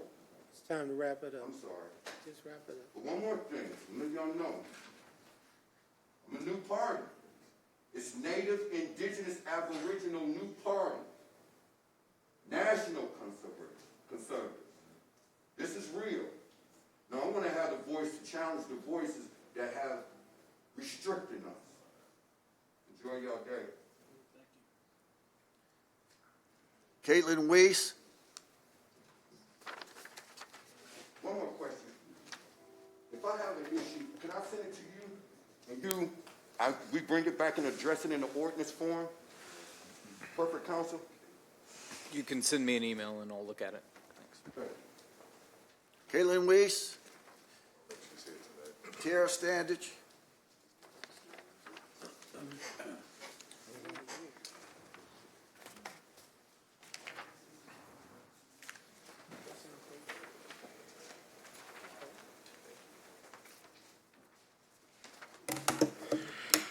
Hello, I'm Tierra Standage, the president of the Purple Coalition, founder and executive director of Intricate Minds, and I'm going to stick to what I wrote down today because I got on this purple shirt.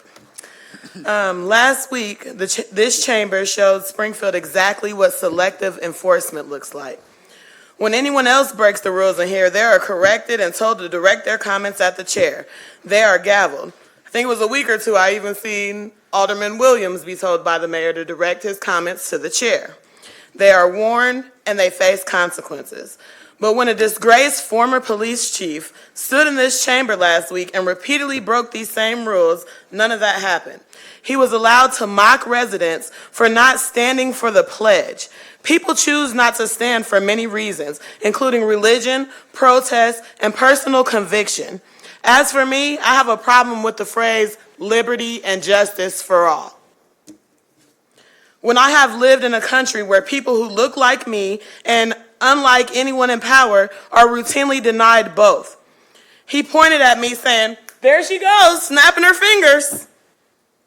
Anyone else would have been immediately reminded to address the chair, but not him. He interrupted an alderwoman. He shouted over elected officials. He escalated into racial hostility, and yes, I did hear it. And still, no meaningful intervention. And that is what is disgusting. This is not 1986 anymore. Black people can speak up now. They can become aldermen, senators, governors, and even the president. Yet some people in this city still act like they're angry that that reality has changed. And what is even more embarrassing than his conduct is the response from our so-called leadership. I heard the mayor's radio interview today. Do you know what's really not fun? Dealing with racism.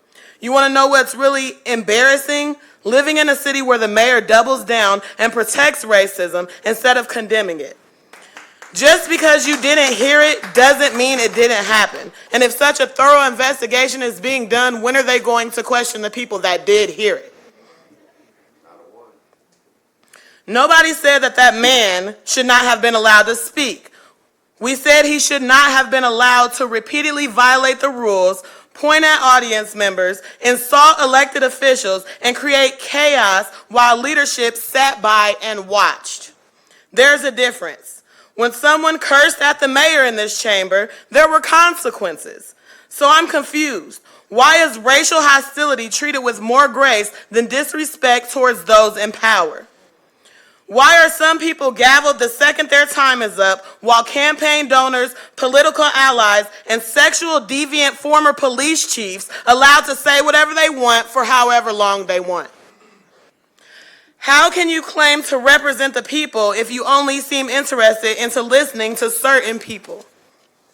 And please stop judging black people for how they respond to racism. Do not tell us how to react while ignoring what provoked the reaction. Fix the racism, not the response. And I didn't write this down, but we also shouldn't have to apologize for how we act when we are responding to racism. I'm a black woman who does not believe in respectability politics. I will not sit quietly, smile politely, and be silent in the face of racism to make other people feel comfortable. To be black and aware in America is to remain angry because history and present reality keeps giving us reasons to. So I ask again, how is this going to be addressed? Roy Walton was just banned for asking the chief of police, he said, are you a racist, are you a bigot, or do you just not like niggas? And y'all removed him from even coming into the building for asking a question, but yet this former police chief is able to come up here and call a sitting alderman a nigger with an ER, and he's still allowed to come in here. And you have sitting aldermen crying for their safety. How do you think the audience felt when Chief Bell came up here, told his officers to get out the room to go protect the one man that was using words of violence? They stood beside him downstairs as he mocked everybody that left, and then they escorted him to his car. What about the constituents? We didn't feel safe. How will this body ensure that the rules are applied evenly moving forward? How will this chamber guarantee that no resident, no matter their title, money, or connection, is allowed to weaponize this podium or their seat in the audience? Springfield deserves better. We deserve better than selective enforcement. Springfield deserves better than excuses. And Springfield deserves leadership that values fairness over favoritism and accountability over comfort. Thank you. Thank you. Valerie Broderick. Valerie Broderick.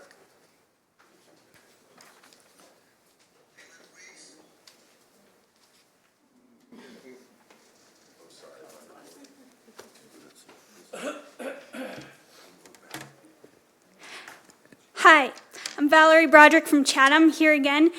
I was here 2 weeks ago, and I believe the last thing I said was, don't make me come back next year. But here I am, 2 weeks later. I'm new to organizing, so I'm learning about the dynamics of local politics as I go. And last week's city council meeting was very telling to me. I haven't been to many city council meetings, but I have sat here, as many of you aldermen counseled community members to please be respectful toward the aldermen and the police when they spoke. But last week, a former chief of police came here to this podium, talked about how, unlike the black woman who got punched in the face by a police officer, his parents taught him right from wrong. How running from the police in fear is wrong. And she had it coming because her parents didn't teach her better. Now, I do come from a very puritanical background, having Mormon pioneer ancestry, and I was always taught from my parents that foul language was wrong. I really don't swear, though I generally don't get upset when others do, especially not people who have been victimized. Last time, I even said that strong language is often born from fear and desperation. But what the former chief said was worse than casual swearing. It did not come from a place of pleading desperation, but a place of hate. He used sexist, racist slurs. And no, I don't believe he only used the word runt, because who uses that word? Why didn't the former chief's parents teach him right from wrong? And what punishment does he deserve?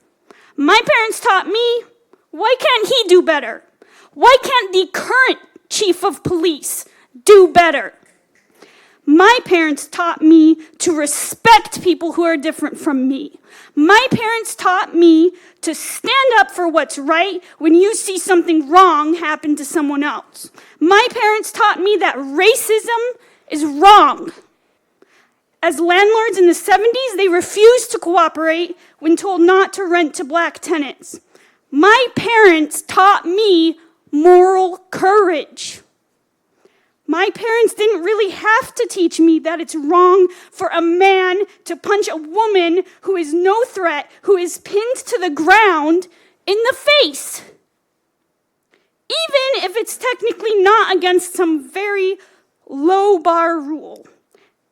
And by the way, what would the former chief's parents think of his history of corruption, sex scandals, and blackmail? I hate to say it, but his parents missed the mark. And his legacy in Springfield's police force is that of racism, of bullying black and brown people. If anyone within the sound of my voice doesn't believe it, after the racist slur hurled last week, you are choosing not to see. Springfield Police Department has a racism problem that is being passed down through the generations. We need to make it stop already. Please, aldermen, don't have a double standard of respect. Please do the right thing and treat the black community with respect. Listen to their needs, especially concerning police accountability. They're trying to make the community better and safer for everyone. No matter what side of the political spectrum you are on, there should be clear support for this. My parents did the right thing. They chose not to be racist. They were religious Republicans. You, as representatives of the community, should be able to recognize right from wrong. Please step up. If we're going to talk about lessons passed down and legacy, make Springfield that of loving your neighbor as yourself, of respect and moral courage. Thank you. That's it, Mr. Chairman. So y'all want to go home? Yeah. Well, you can't go until I let you. Chair entertain a motion. Make a motion to adjourn. So moved. Second. Adjourn. I knew Chuck. You did. Okay.